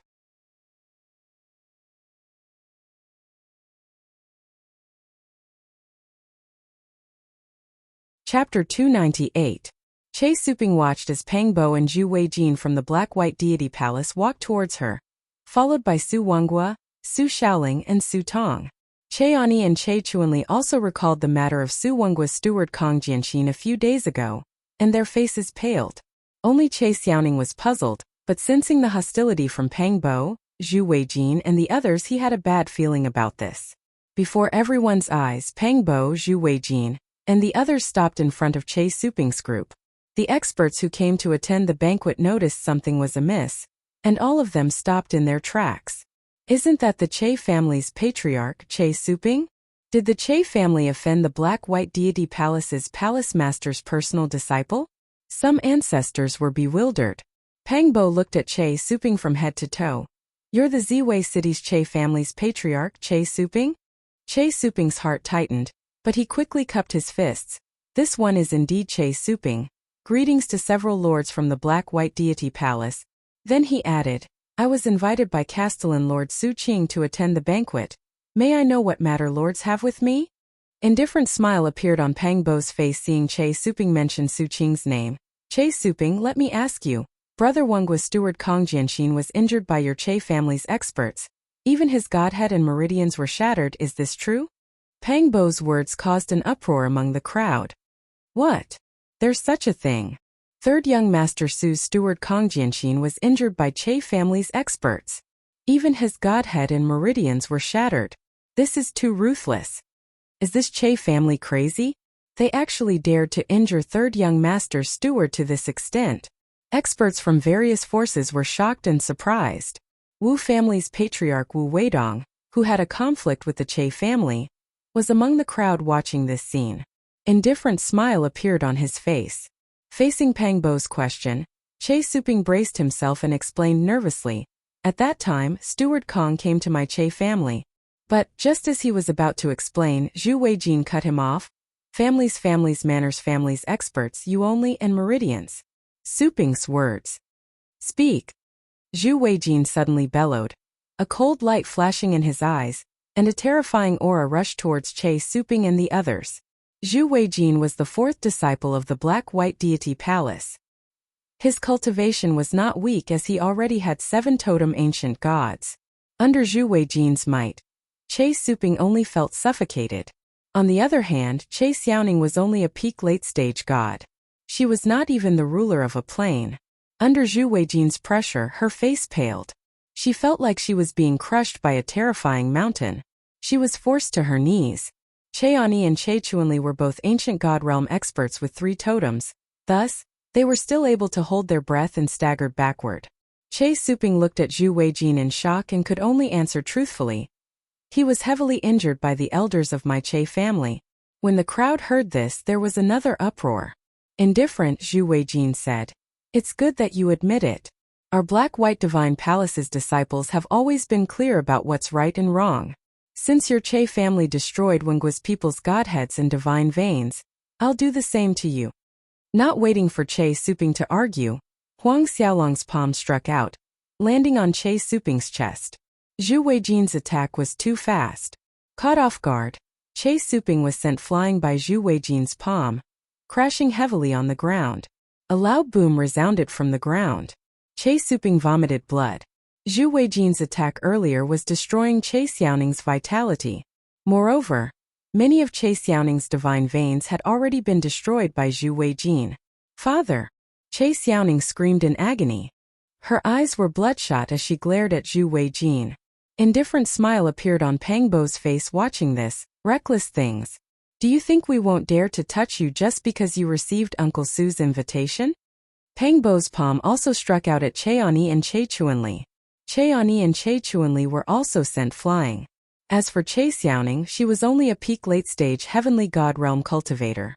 After being struck by Pang Bo's palm force, she was sent flying like a broken kite, crashing into the ground some distance away, unconscious.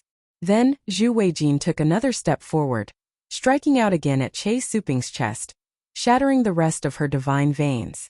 Clearly, Huang Xiaolong had shattered all of Che Suping's divine veins, not just a few. Pang Bo also made his move, shattering Che Ani and Che Chuanli's remaining divine veins. In the inner hall, Su Qing was chatting happily with Lu Shangyi and several other big shots. Suddenly, he heard energy fluctuations and loud noises coming from outside, causing him to frown. "What's going on?" Su Qing asked Senior Commander Du Heng beside him. Senior Commander Du Heng quickly went out to inquire. Soon, Du Heng returned and reported to Su Qing. "It's several lords from the Black-White Deity Palace." After a slight hesitation, he added, "I heard that a few days ago, 3rd Young Master Steward Kong Jianxin was heavily injured by the Che family's elders.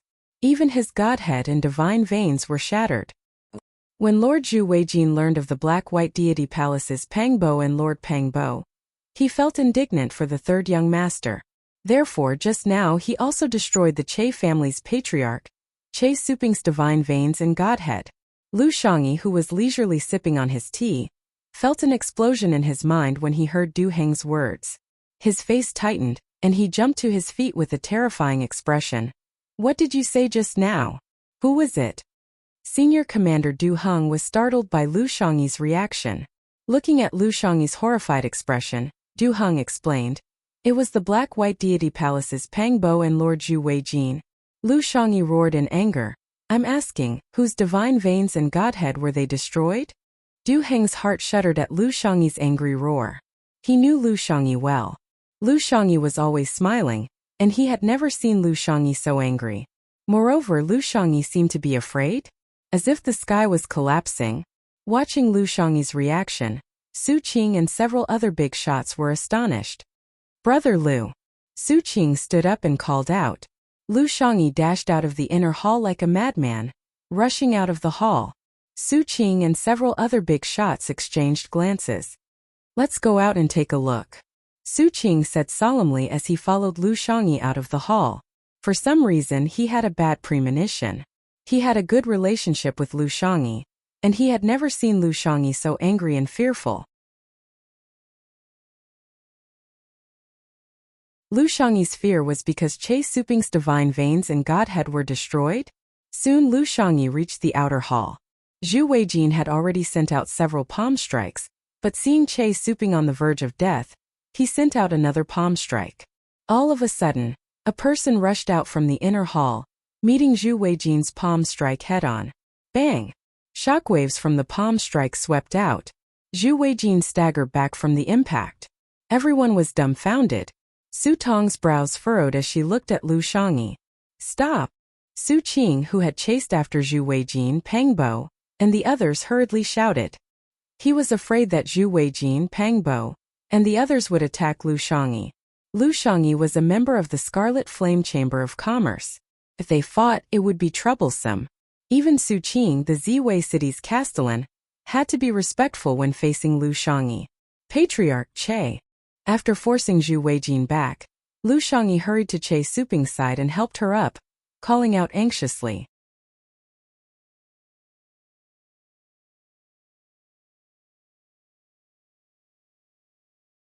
Chapter 299. Although Che Suping was on the verge of death, he still retained a trace of consciousness. Seeing that it was Lu Shangyi, he forced a smile. Lord Lu. This smile made Lu Shangyi feel ashamed and fearful at the same time.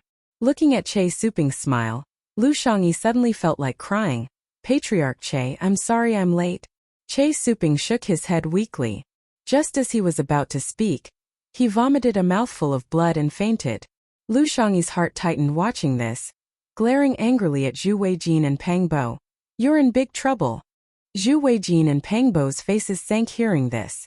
Got into big trouble? Zhu Weijin laughed coldly. Where did you come from, you reckless old thing? Su Qing quickly stepped forward, explaining. This is the Red Flame Chamber of Commerce's Purple Myrtle City Branch's president Lu Shangyi.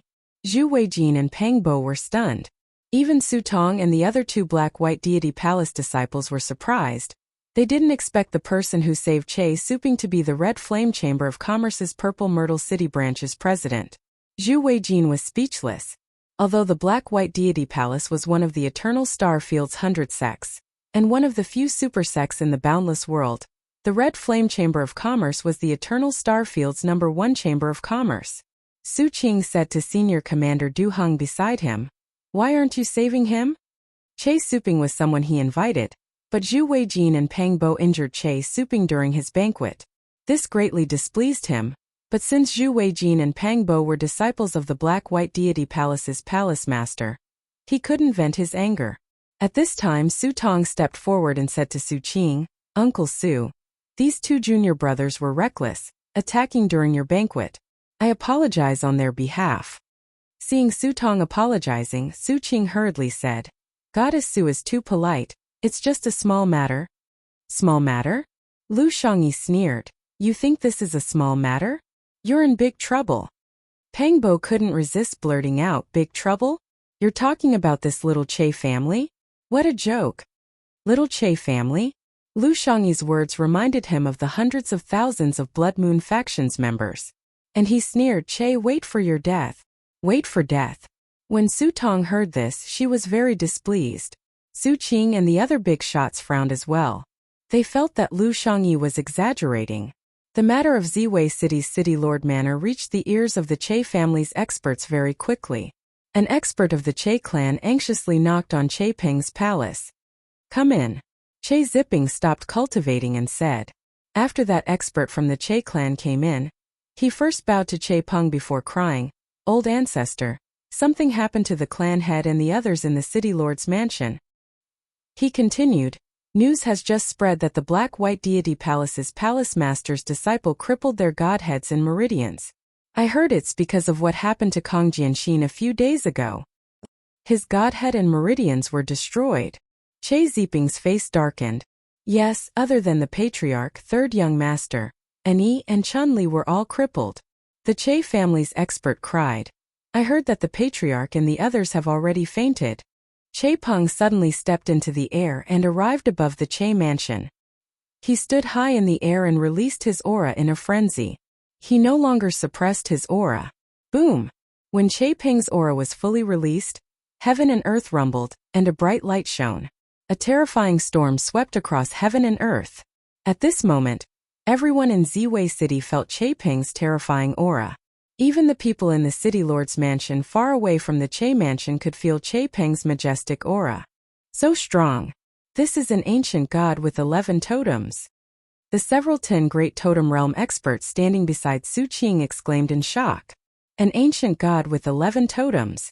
The Castellan mansion's experts were astounded. Even in the boundless world, there weren't many ancient gods with 11 totems. Even Castellan Su Qing had just condensed 10 totems. That direction, it seems to be the Che mansion's direction. Suddenly someone said, "What, the Che mansion's direction?" Everyone was surprised.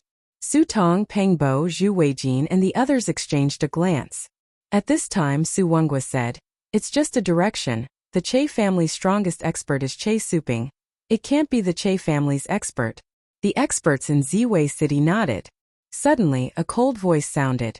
"Who dares to hurt my Che family's disciples? Come out and face your death." The voice reverberated in every corner of Ziwei City. Everyone was shocked. Su Qing's brows furrowed, and he looked at Lu Shangyi. It seemed like Lu Shangyi already knew about the Che family's 11 totems expert. Was this the calamity that Lu Shangyi mentioned? Thinking of this, Su Qing broke through the void and arrived above the city lord's mansion. He was curious about the Che family's 11 totems ancient god. Su Tong, Peng Bo, Zhu Weijin, Su Shaoling, Su Wenghua, and the others also broke through the void and arrived above the city lord's mansion. Peng Bo sneered, "It's just 11 totems. Just my eldest senior sister alone can fight an ancient god with 11 totems." There was no need to doubt the terror of 11 totems. When Che Peng was in the Northern Desolate Divine Mansion, he single-handedly suppressed the entire Northern Desolate Divine Mansion. To a 10 great totem ancient god, 11 totems were invincible. However, there were exceptions. There were a few monstrous geniuses in the Eternal Star Field who could fight an ancient god with 11 totems. For example, Su Tong, the Heaven's Vault Palace's young palace master, the Cold Solitude sect's chief disciple, and the Eternal Divine Mansion's young palace master. As everyone arrived above the city lord's mansion, they saw an elegant figure standing in the air above the Che family's mansion. Following that, one after another, totems soared into the sky. A 120 li totem. Su Qing's eyes narrowed. Even Su Tong's brows furrowed. Peng Bo, Zhu Weijin and the others' faces stiffened. Although Su Tong could fight an ancient god with 11 totems, it depended on what kind of 11 totems they were facing. An ancient god with a 120 li totem was far stronger than an ordinary 11 totems. Soon Che Peng's 11 totems flew out, but right after the 11 totems, another totem flew out. 12 totems. Su Qing, Su Tong, Peng Bo, Zhu Weijin, and the others were shocked when they saw Che Peng's 12th totem. Although 11 totems ancient gods were rare in the Eternal Star Field, some super sects still had them. For example, the Black-White Divine Palace had 11 totems ancient gods. However, 12 totems were hard to come by. In the Eternal Star Field, there were countless super sects and billions of experts, but there were only 3 known ancient gods with 12 totems. Peng Bo, Zhu Weijin and the others looked at Su Wenghua. Wasn't the Che family just an ordinary first-rate family in the Ziwei City? How could there be a 12th totem ancient god? Moreover, it was a 120 li totem. Su Wenghua also had a look of disbelief on his face. Since when did the Che family have a 12th totem ancient god? Standing behind Su Wenghua, the Wu family's patriarch Wu Weidong also paled. Che Peng's cold gaze pierced through the air, landing on Su Tong, Peng Bo, and Zhu Weijin, who were clad in the Black-White Divine Palace's disciple robes.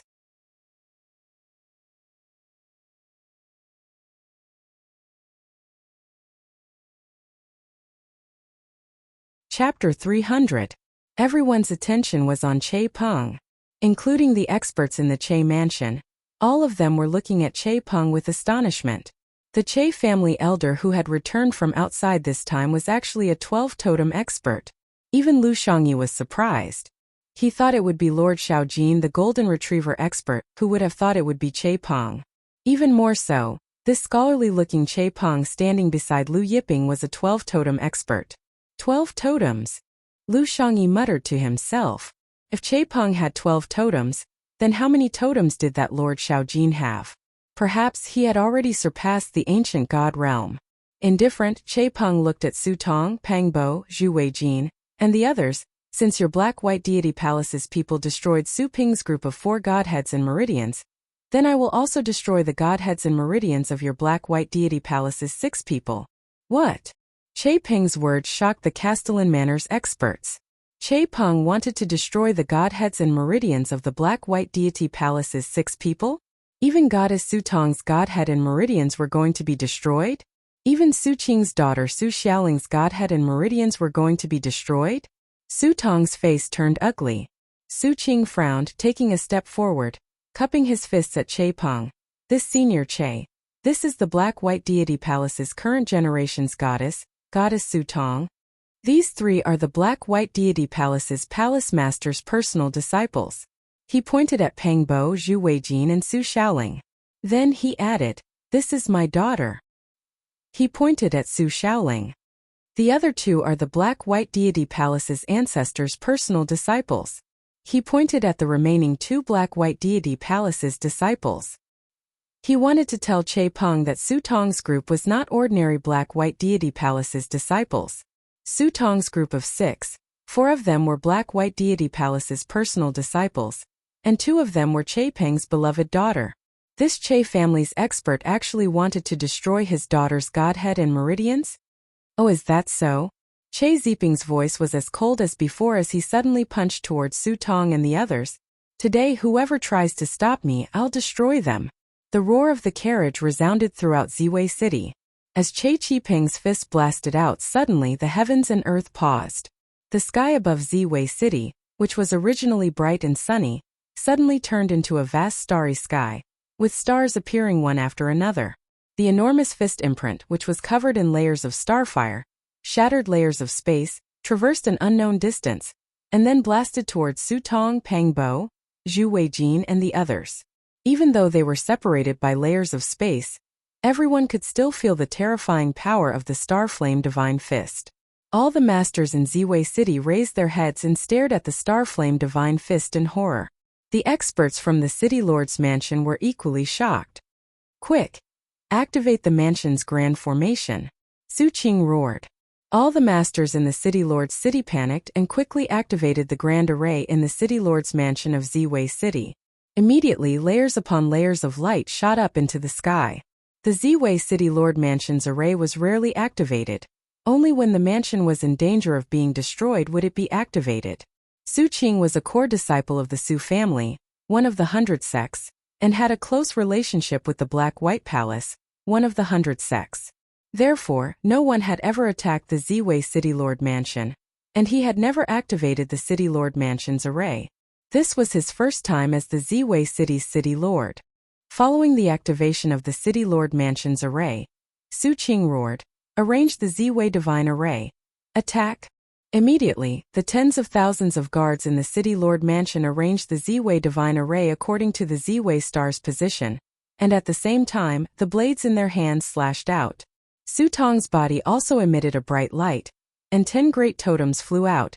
Each one was 130 miles long. The aura on her body was so strong that the nearby masters retreated in shock. Su Tong suddenly punched out with both fists. In an instant, the power of darkness and light roared out from her fists. This was the Black-White Palace's ultimate skill, the Black-White Divine Fist. After cultivating the Black-White Divine Fist, the power of one fist could trigger the power of darkness and light. Pang Bo, Zhu Weijin and Su Xiaoling also summoned their totems and displayed the Black-White Divine Fist. The power of darkness and light intertwined above Ziwei City, illuminating heaven and earth. Su Qing also made his move, urging the power of the 10 great totems, displaying the Su family's ultimate skill, the 9 Saint Fists. When he punched out with both fists, 9 huge figures appeared behind him. Although these figures were blurry, they exuded a shocking pressure. "Sir City Lord, we will lend you a hand." One of the Lin family's 10 totem ancestors, who was on good terms with Su Qing, shouted. This Lin family ancestor also urged his 10 great totems, throwing out a punch with all his might. Seeing this, the masters from the Lin family also urged their totems, attacking with all their might. As the city lord of Ziwei City, Su Qing was in charge of Ziwei City, so he still had some connections. In an instant, more and more masters in Ziwei City made their move. For a time, the power of the fists was varied, and all kinds of powers were colorful. This time, Su Qing's grand banquet had invited all the patriarchs and ancestors of Ziwei City's super forces. As more and more masters made their move, it was equivalent to raising the power of Ziwei City to shake Chepeng's power. Chepeng's divine fist finally arrived in front of the city lord mansion. Bang bang bang. The tens of thousands of guards of the city lord mansion arranged the Ziwei divine array to attack the tens of thousands of blade lights slashed on the Starflame divine fist, and there was a dense sound. However, when these tens of thousands of blade lights slashed on the Starflame divine fist, it felt like a gust of wind blowing on a mountain. It had no effect at all. Then the power of darkness and light of Su Tong's black and white divine fist blasted on the Starflame divine fist. The Starflame divine fist instantly blasted away the power of darkness and light of the 6 people. Then Su Qing's 9 saint fists, the Lin family ancestor, and the other master's attacks blasted on the Starflame divine fist. However, they were also instantly blasted away by the Starflame divine fist. The Starflame divine fist did not stop and blasted on the city lord mansion's array. Ziwei City trembled violently. The entire Ziwei City seemed to be about to collapse. All the residents in Ziwei City, there was an explosion in their minds, and they only felt the end of the world. Under the bombardment of the Starflame divine fist, the Ziwei City Lord Mansion's grand array was destroyed in an instant. The Starflame divine fist went straight into the City Lord Mansion.